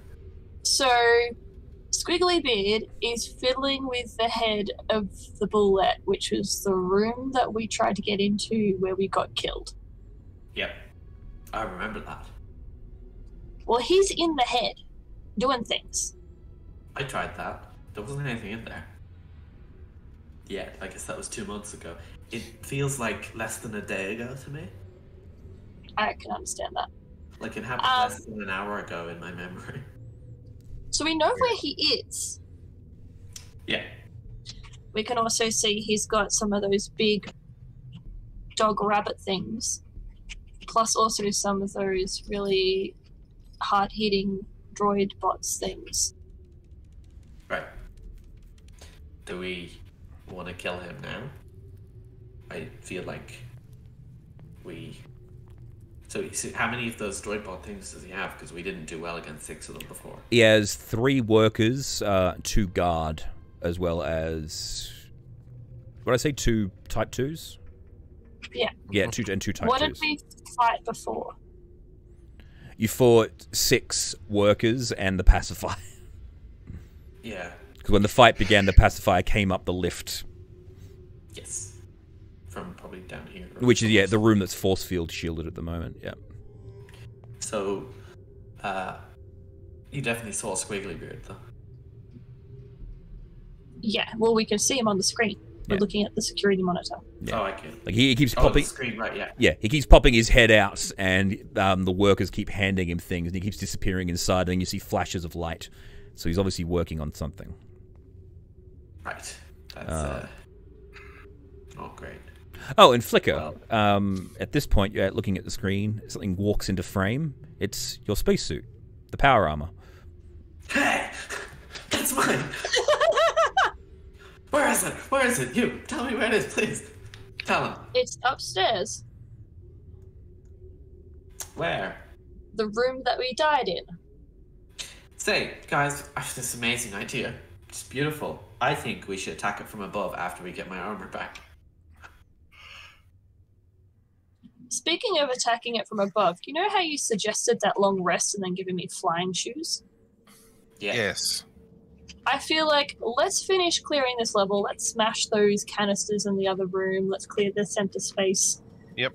Then the only room on this level we haven't cleared is the room that's connected to the room above, where Squiggly Bit is, where the force field is. Let's have our long rest and then attack that. From above, so I can get my armor. From below, because he will not be expecting that. Yeah, but my armor. Yeah, we'll figure out a way to get your armor back. Because if we don't, your armor will probably be hitting us. Can we send the robot to kidnap my armor? What are the chances your shadow's in the armor? Probably really decent, but I'm sure we can come to an arrangement with it. Like, I thought my shadow was bad, but then I met Flair, and he was just so much worse, you know? I reckon... Like, he actually tried to kill you. Exactly. All the shadow ever did was poison me and try to kill me. Not while you guys were here, but you know, there's a reason I wouldn't take that armor off. Okay, yeah, the shadow's probably bad. Maybe if we can find another one of those funky lights that separated me I from... may be able to help you with the shadow situation. that would be very excellent, because I don't like shadow. And you see on the monitor, Squiggly Beard pops his head out of the out of the boulette.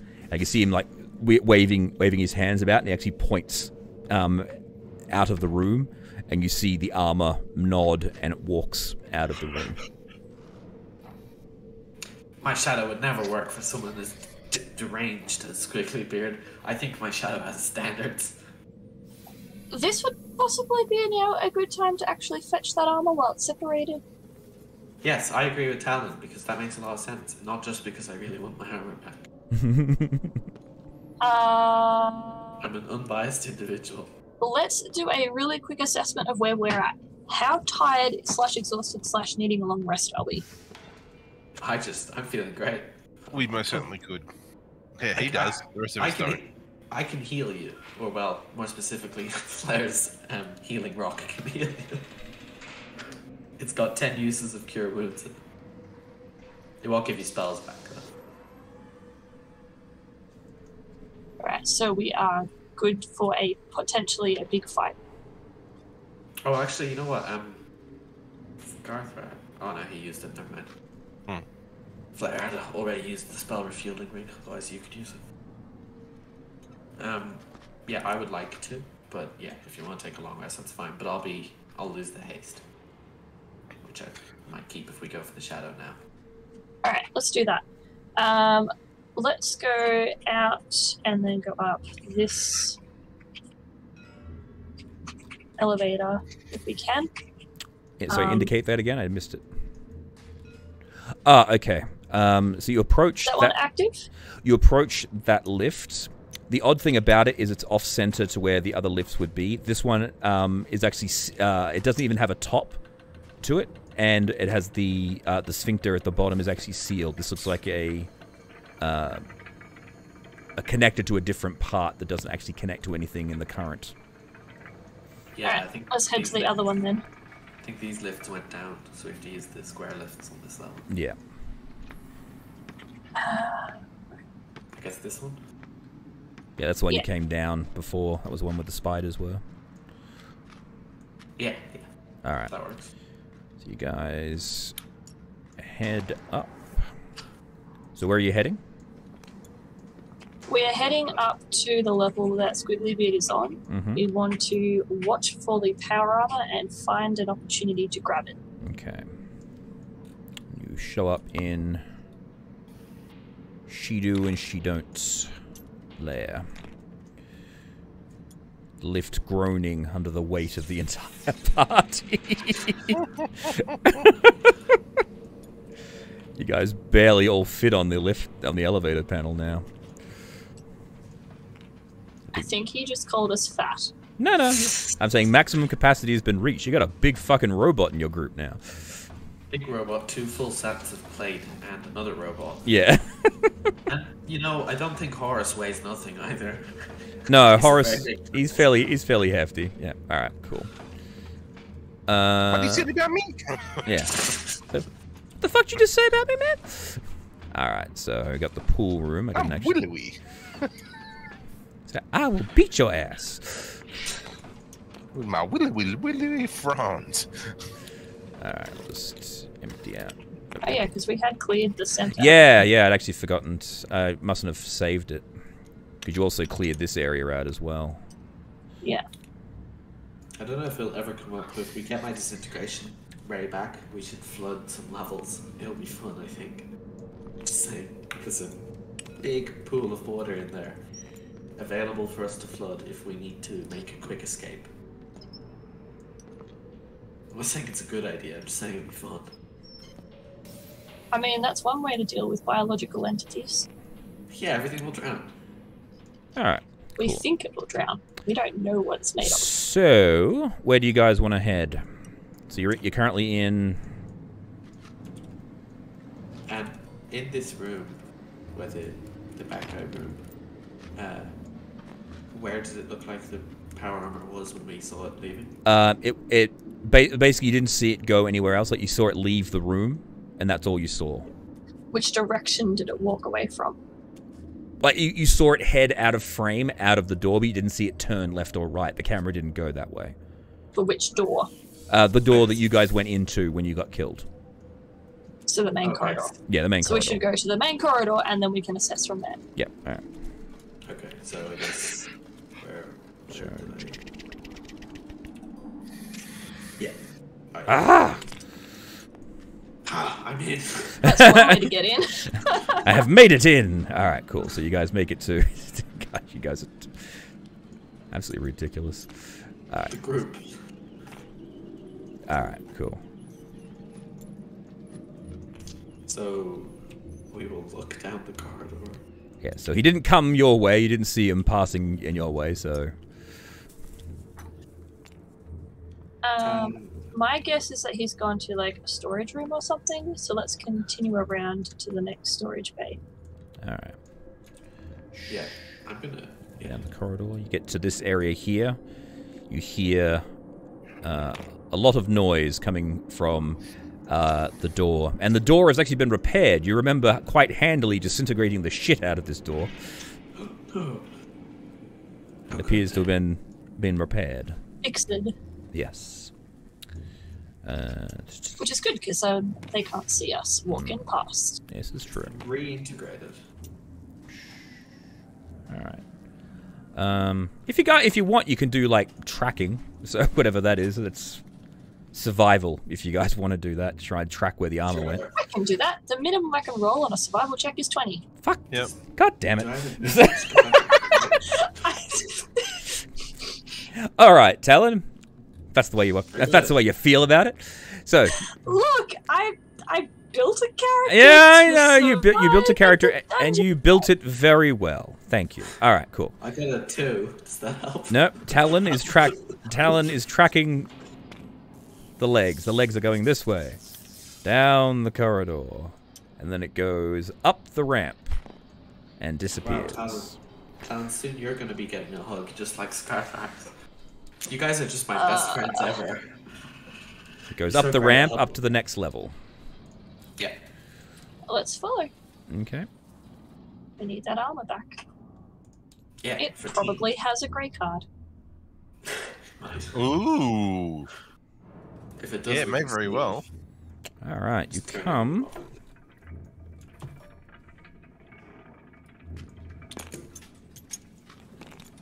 You come out here, and you lose track of it at the elevator. You're assuming it used the elevator because there's no tracks anywhere else around the elevator. Makes sense.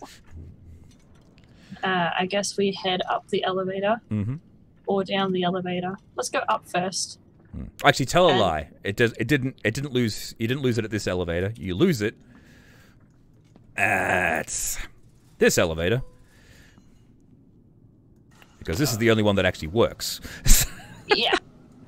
And as you're walking, you see She Do and She Don't killing the shit out of a couple more Displacer beasts. Yep. Makes sense. All right. Heading up, heading up the lift. We are nothing if not efficient. You're back to deck 1. Scarfax. Yes. Spell. Locate object. I have locate object. Well, locate that object, I will son. cast locate object. There you go. It's this way. Yes, you are sensing it very close. You guys emerge from the lift with all of your group, and this bot asks you to surrender. Then the pacifier tells it to bugger off, and so it does. It's like, oh, away. yeah, it's like, they're under my protection. Oh, sorry, sir. Resuming patrol. Holy shit, holy shit, holy shit. It doesn't. I'm guessing the patrol stops here. Yeah.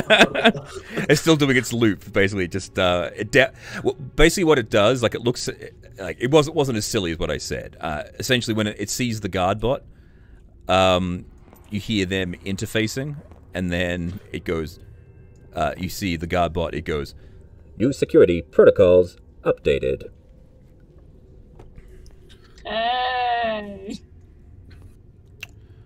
And then, as you guys round the corner, because you have been so damn quick about it,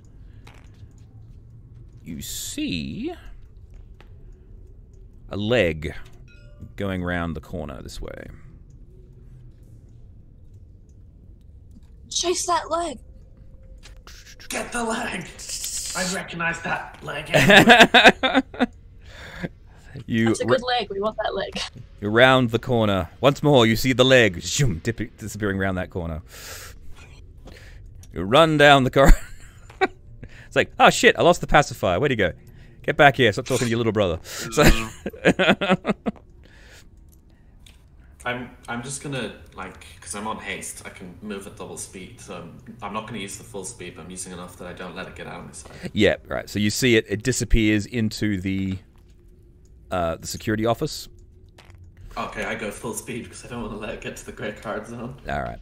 So it goes into the security office. Now, I gotta make sure, give me 10 seconds here. Did I actually do what I intended to do, or did I fucking not do it? I'm going to be trying to keep pace with Flicker.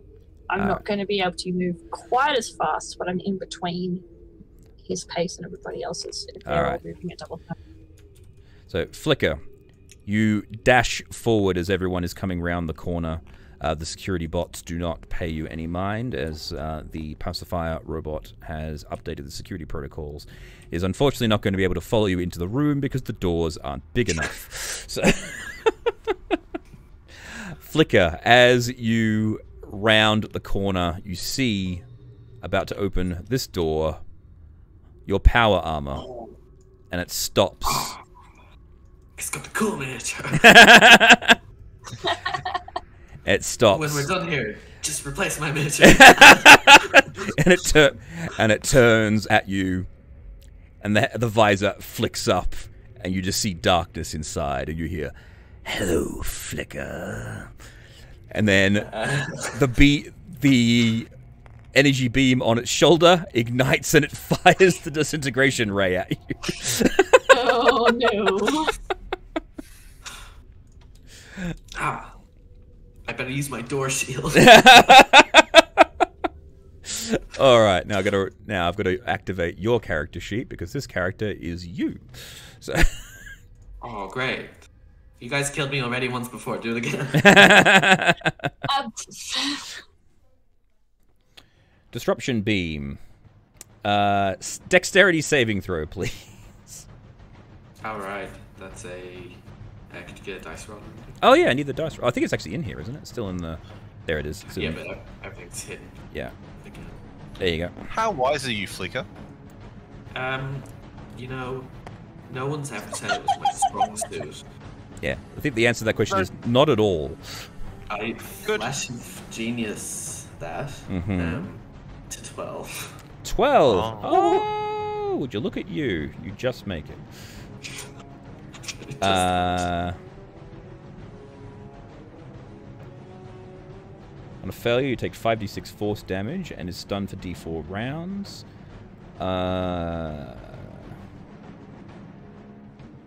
Nope, you manage to pass. You just go, whoa! You jump out of the way, and you guys watch as both this wall and this wall disintegrates. Gosh, no one's ever used that on me. I'm supposed to use that. And also this wall as well. So. Hey, the pacifier can get in now. Hey.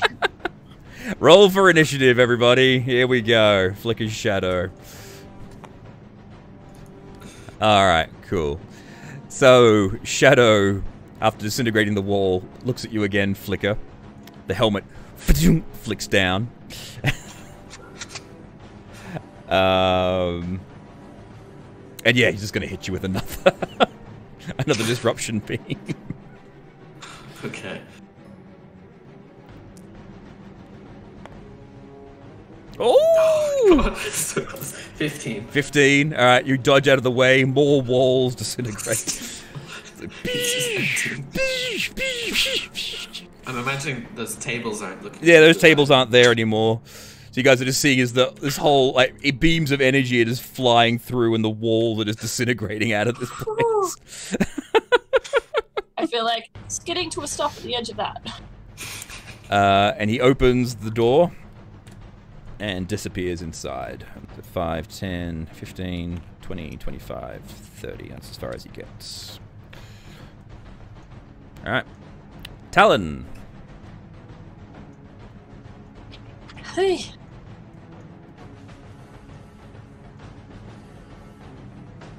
The vial of acid that I took off of the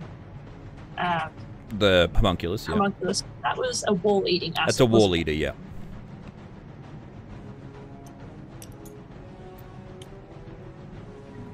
Apparently I'm good at knocking things over. Is that 20, 25, 30, 35, 40.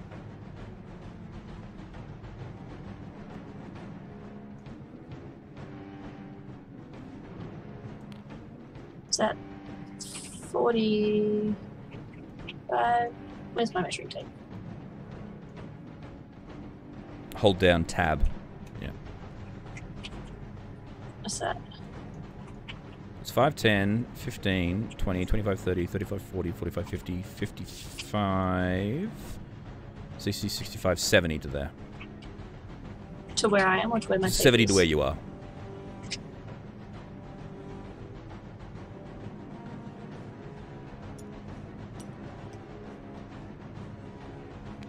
So I want to get to there, Mm-hmm. and I want to empty the vial of acid. Alright, you do that, and the wall begins to melt away. It's not going to be instantaneous, but by the next round you should have a hole that you can shoot through. Cool. Flicker. Alright. Flicker's gonna step forward. And then chicken out. Still a little scared of this. And then muster his courage.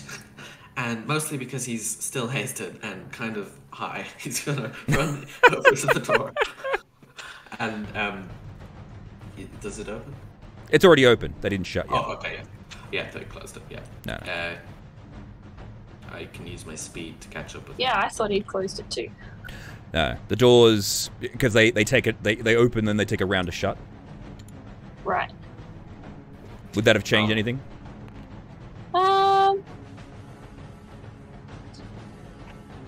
I might have gone into that room instead of where I am currently. You can take it back if you know, because you didn't realize that they were. Flicker would love if you did. He doesn't want to be alone with his shadow. Well, you're not alone. I'm on the other side of the wall, which is very soon about to be a hole. Yeah, that's cooler, and it won't know it's coming. Yeah, and like I wouldn't have known the doors were open in there, so. Yeah. You just saw 2 massive beams of energy melt most of the doors. And then decided to not go that way. Not go that way, no. Melting is not a good plan. It's dangerous, exactly. Yeah, no, I'm gonna stick with what I've done. Alright, cool. Flicker, continue. I would still have Hex up because it hasn't been an hour yet. So I'll move it to... Oh, Shadow. Okay, well, I'll move it anyway, but I'm guessing he's immune to necrotic damage. Yeah. But this will help you track him if you lose him. See, I'll shoot him 3 times. Okay, go for it.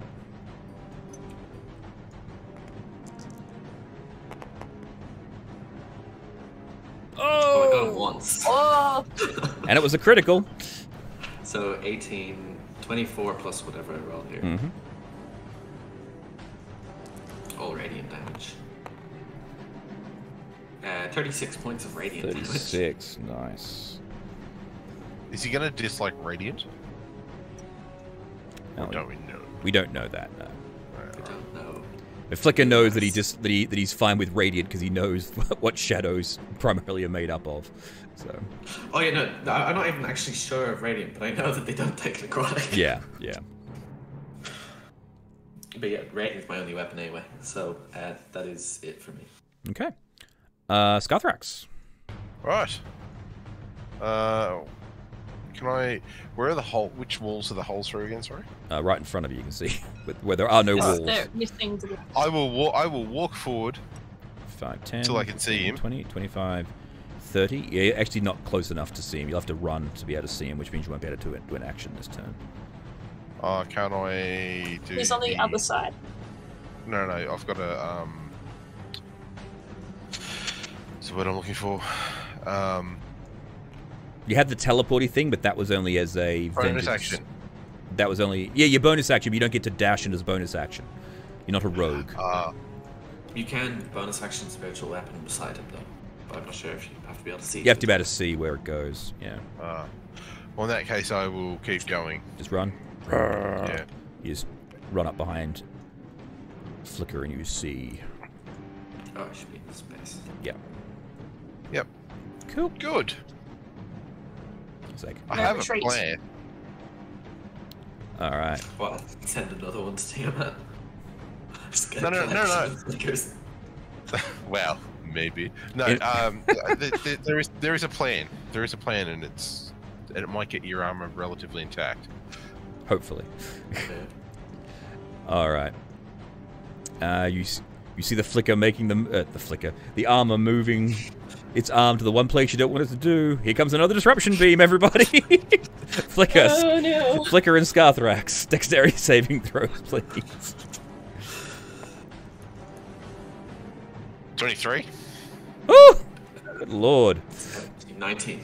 Skytrax. Oh, well done. All right, here we go. Hang on. Oh, the walls. Oh, hang on, I just locked Flicker to the floor. Oh, I think I see what's gonna happen. Oh,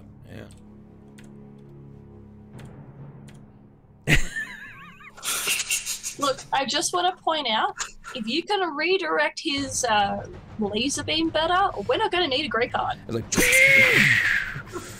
No, we did think about that. They've got tougher shielding around the center.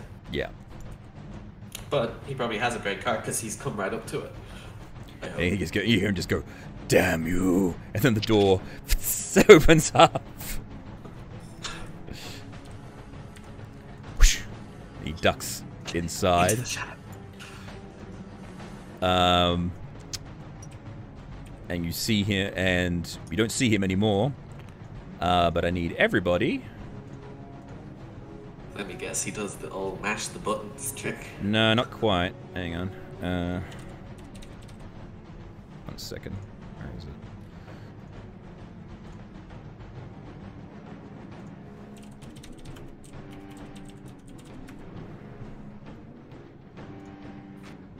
You guys all get flung into the ceiling.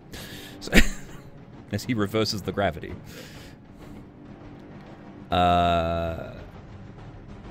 So dexterity saving throw again for everybody, please. 6. 6. 24. 24. Unnatural 20. Unnatural 20. Alright, cool. You, Scarthrax, take a grand total of 4 bludgeoning damage. You will get flung into the roof. If there was a dex save to fail, that was the one. Mm-hmm. I know. That's why I'm like, massive beam damage, death, dodged. Yeah, good. Some flaily damage. Yeah, I'm good with that. And you guys are Hitting all... the ceiling? And you guys are now on the roof, so you're all upside down now. So And so is Herbert, Horace, and the yes, pacifier. Herbert Horace is like, ah! Well, Horace probably just... No, Herbert probably just floats with... Oh yeah, Herbert doesn't the really dust. care. He just doesn't really notice the difference. Horace actually, he roots himself to the ground. He's fine. The pacifier slams upwards, and B-17 does as well. B-17 is actually also going to dash towards you guys. Yeah. I don't think Herbert would be unaffected. Don't flumps have a really hard time getting the right way up if they're turned upside down? They can, yes. Yes. Yeah, but like, You- it's not always. Yeah, you hear Herbert going, just crying. I can't get up. All of his like tendrils are now like floating funnily.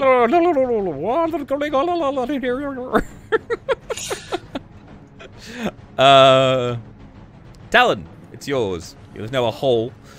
In the ceiling. But you are unable to see the shadow. I cannot see. Is the hole still growing? It is still growing, yes.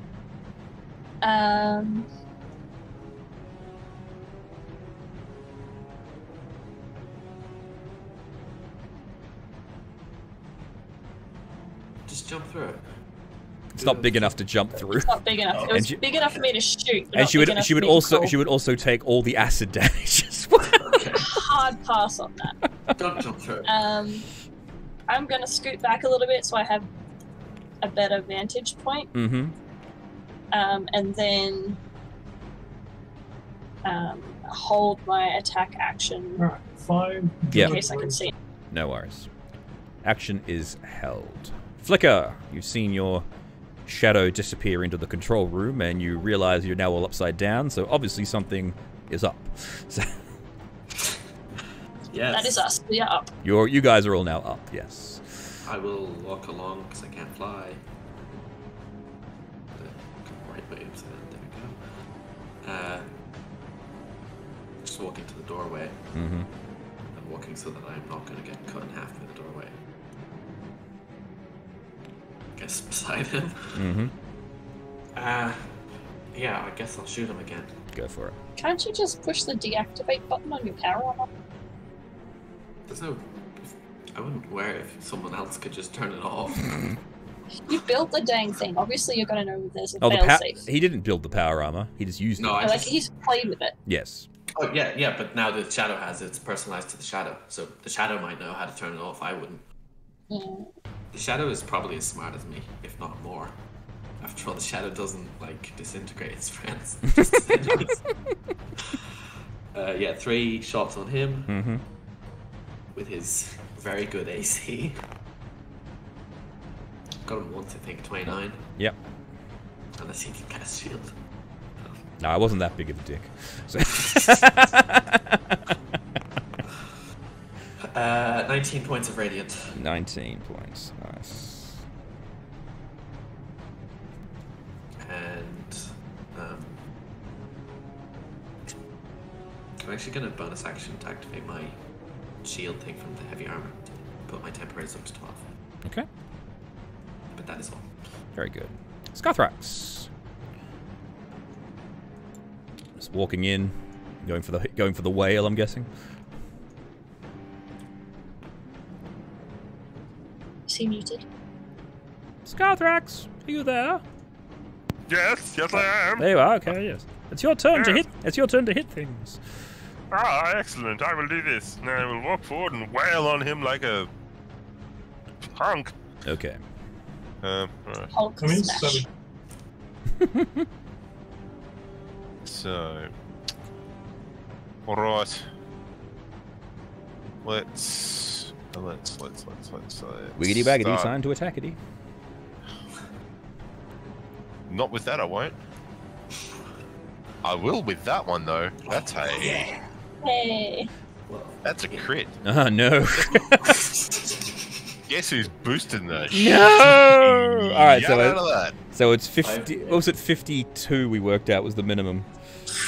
Yeah. Well, that was with the 3rd level, so it'd be. Yeah, Oh, which this is is with the 2nd level. second Oh, level. that was So second level. no, it was 50. It was 52 with. Sorry, it was 51 with a second level. So minus 8. So It'd be different now though because of the he's got the weapon damage back, so it'll be 18. plus- yeah. I'm just saying this is just the D8 damage. I'm just working out the. Yeah. Oh, right. Yeah. That's radiant. That's easy to work out, actually. It's 61 minimum damage. All right, cool. So the question is, how many dice am I going to be rolling? None, because you kill it with just the critical. So, Oh, excellent. so you walk Fantastic. into the room swinging the flail, and you from the ceiling you just sweep down with it. It turns, and then you see the helmet visor flick open, and you see, for the first time ever in a Shadow's eye, fear. As the flail impacts it in the skull, and you see the inside of the suit catch on fire as the Shadow gets sucked into hell, and then the suit just goes clunk and just falls limp, empty. Oh my lord. Well, I'm just gonna look at it. Look at Skyhex. Kneel down and say, I owe you my life. You have freed me of the curse.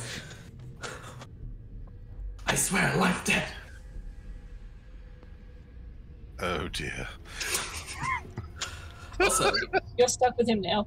yeah, you're stuck with me. What can I say? Now I serve Tiamat by proxy, I guess.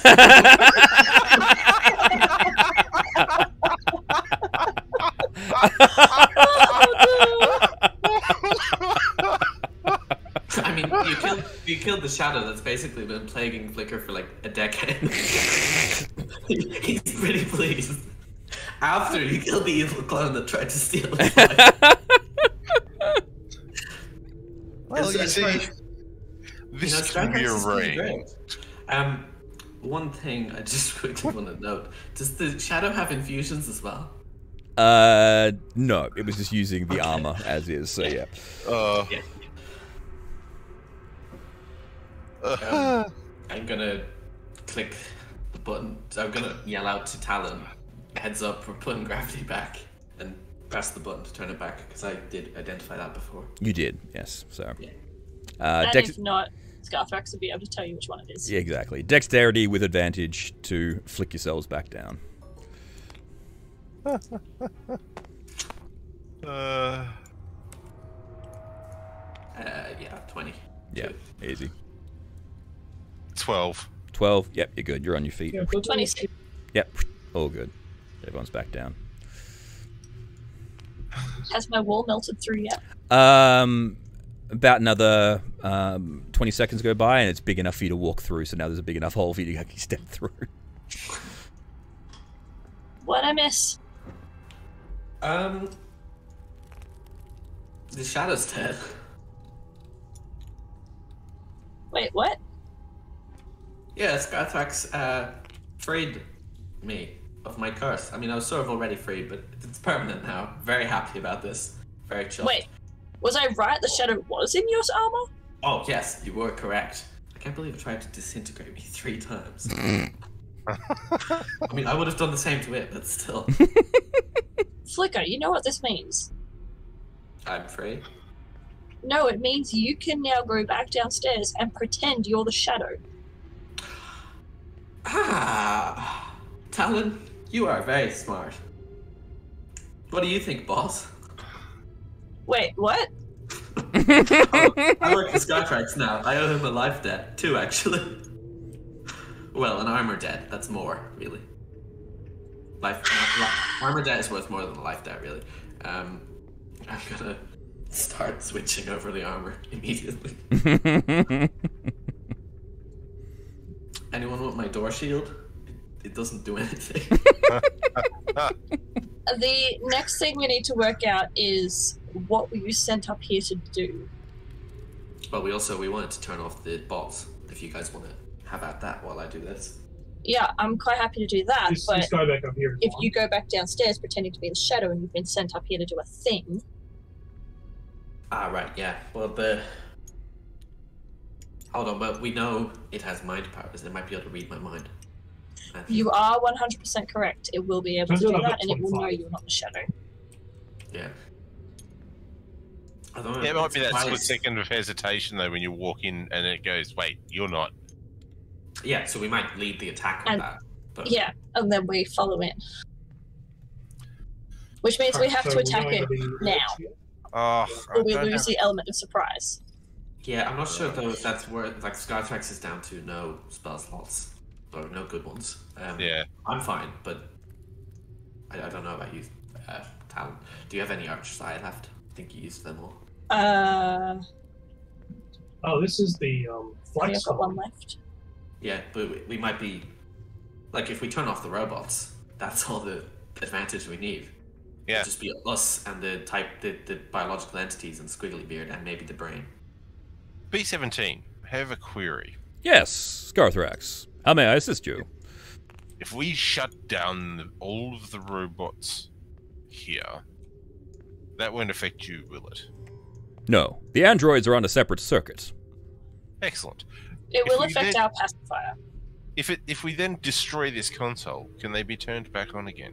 Well, not after, not unless you significantly rebuild it. Then no. Is it possible to selectively turn off any robots? Unfortunately, no. It's either an all or nothing prospect. Right. But we could push the pacifier's reprogramming damn. through the entire network, right? Oh, that would be pretty epic. Yes, the pacifier is only able to do local reprogramming. Unfortunately. Because we could send it in first, like now, while we rest, have it attempt to reprogram and then turn them off. Can I just point out that we have a room full of 30 or so was worker dead, bots dead. downstairs? Oh, program them. Mm-hmm. Reprogram them and then send them?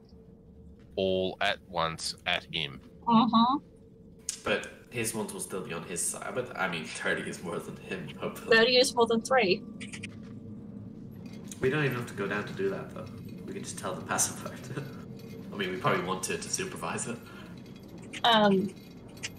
Oh, come on. The best way that would work, though, is if we followed those 30 worker bots in and Yeah. I really think Cleaned we up. should. I think we should rest first if we want to do that, though, so that Skytrax is back to full. You can fly. This guy sucks. have you checked your power suit for a grey card? No, I will check my powered suit for a grey card while putting it on. There is a grey card on a lanyard round its neck. Shazam! Here you go, Skytrax. Ah, excellent. So, where do I sign anyone- up for this is- TMR business? Is anyone actually injured?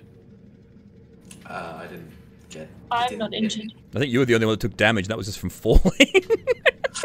But I don't know, because I took damage from the dogs and everything as well. Oh, earlier on, yes. But I don't think anyone else has taken anything. before you use lay on... Actually, yeah, use lay on hands first. This thing won't recharge. Never Yeah, mind. that's what I was going to do, is use lay on hands. All right.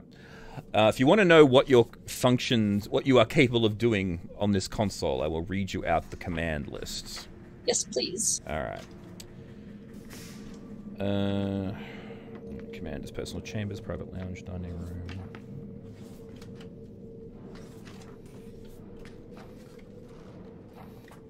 Sorry, I was trying to find the page. Give me a moment. Right, so just so you all know, the spell storing item from Flare doesn't require doesn't require his permission, and it lasts until it's all used up. So my laser has 10 casts of Cure Wounds in it. All right. Huh. Nice. So there's the anti-gravity control. Close and lock all doors. Unlock all doors. Android power override on and off. Worker robot power override. Police robot power override. Drop tubes sealed and red alert. Oh, and cargo displacement unloading. As well That as... sounds interesting. Okay, Is there so- an instruction manual for that? So there's cargo displacement / unloading, ship lights on and off, anti-gravity. Unfortunately, the anti-gravity is centralized to this deck. It doesn't actually affect the other decks. Yep. Close and lock all doors. Unlock all doors. Android power override. Worker robot. Police robot. Drop. So the Tubes sealed big and- defense robots, are they considered Pacifiers. police bots? It would be Pacifier? considered a police. Yes.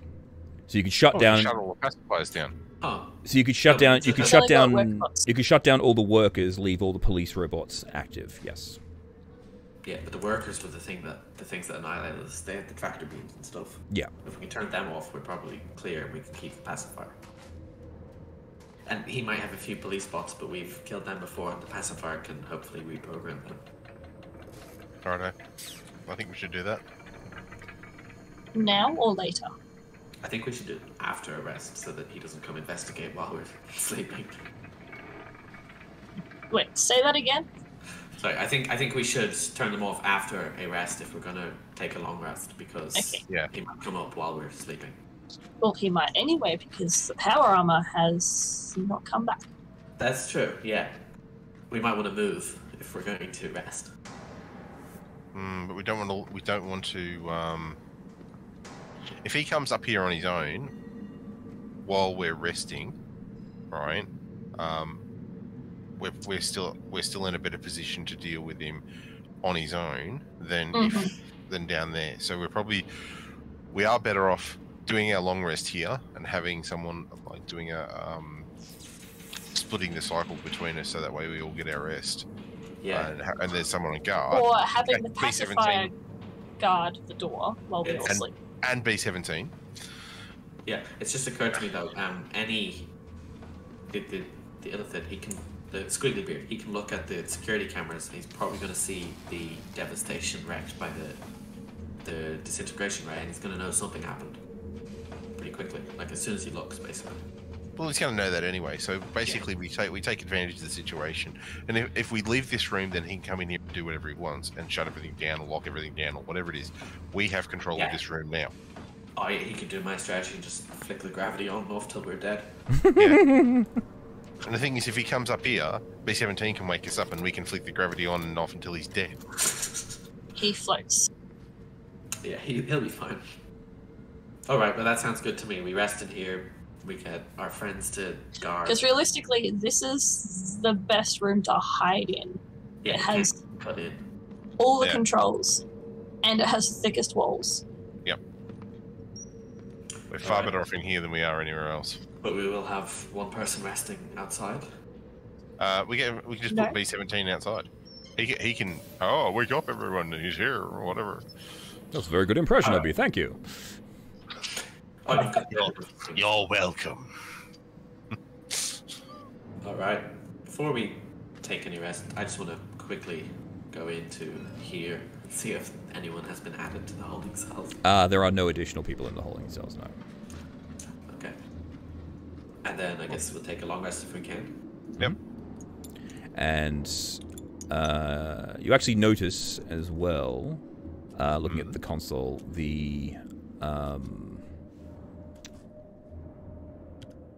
Have the screens been paired?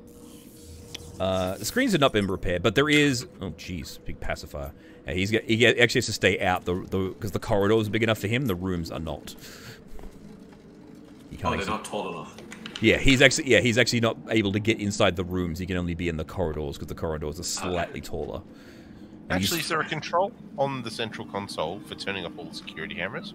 No, there isn't. But there is a way. There is actually a control. This far wall here, actually converts into a screen.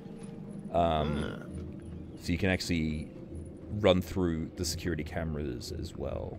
So. Oh, so we can be forewarned. Yeah. Yep.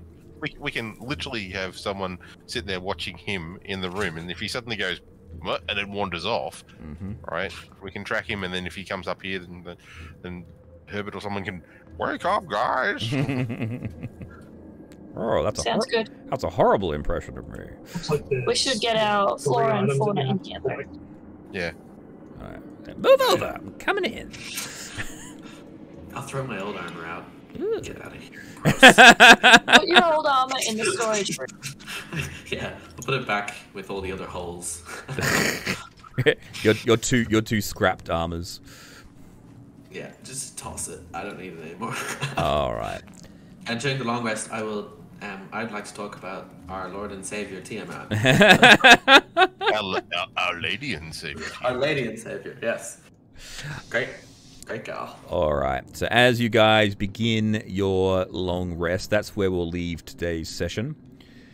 With the next session most likely being the assault on Captain Squigglybeard.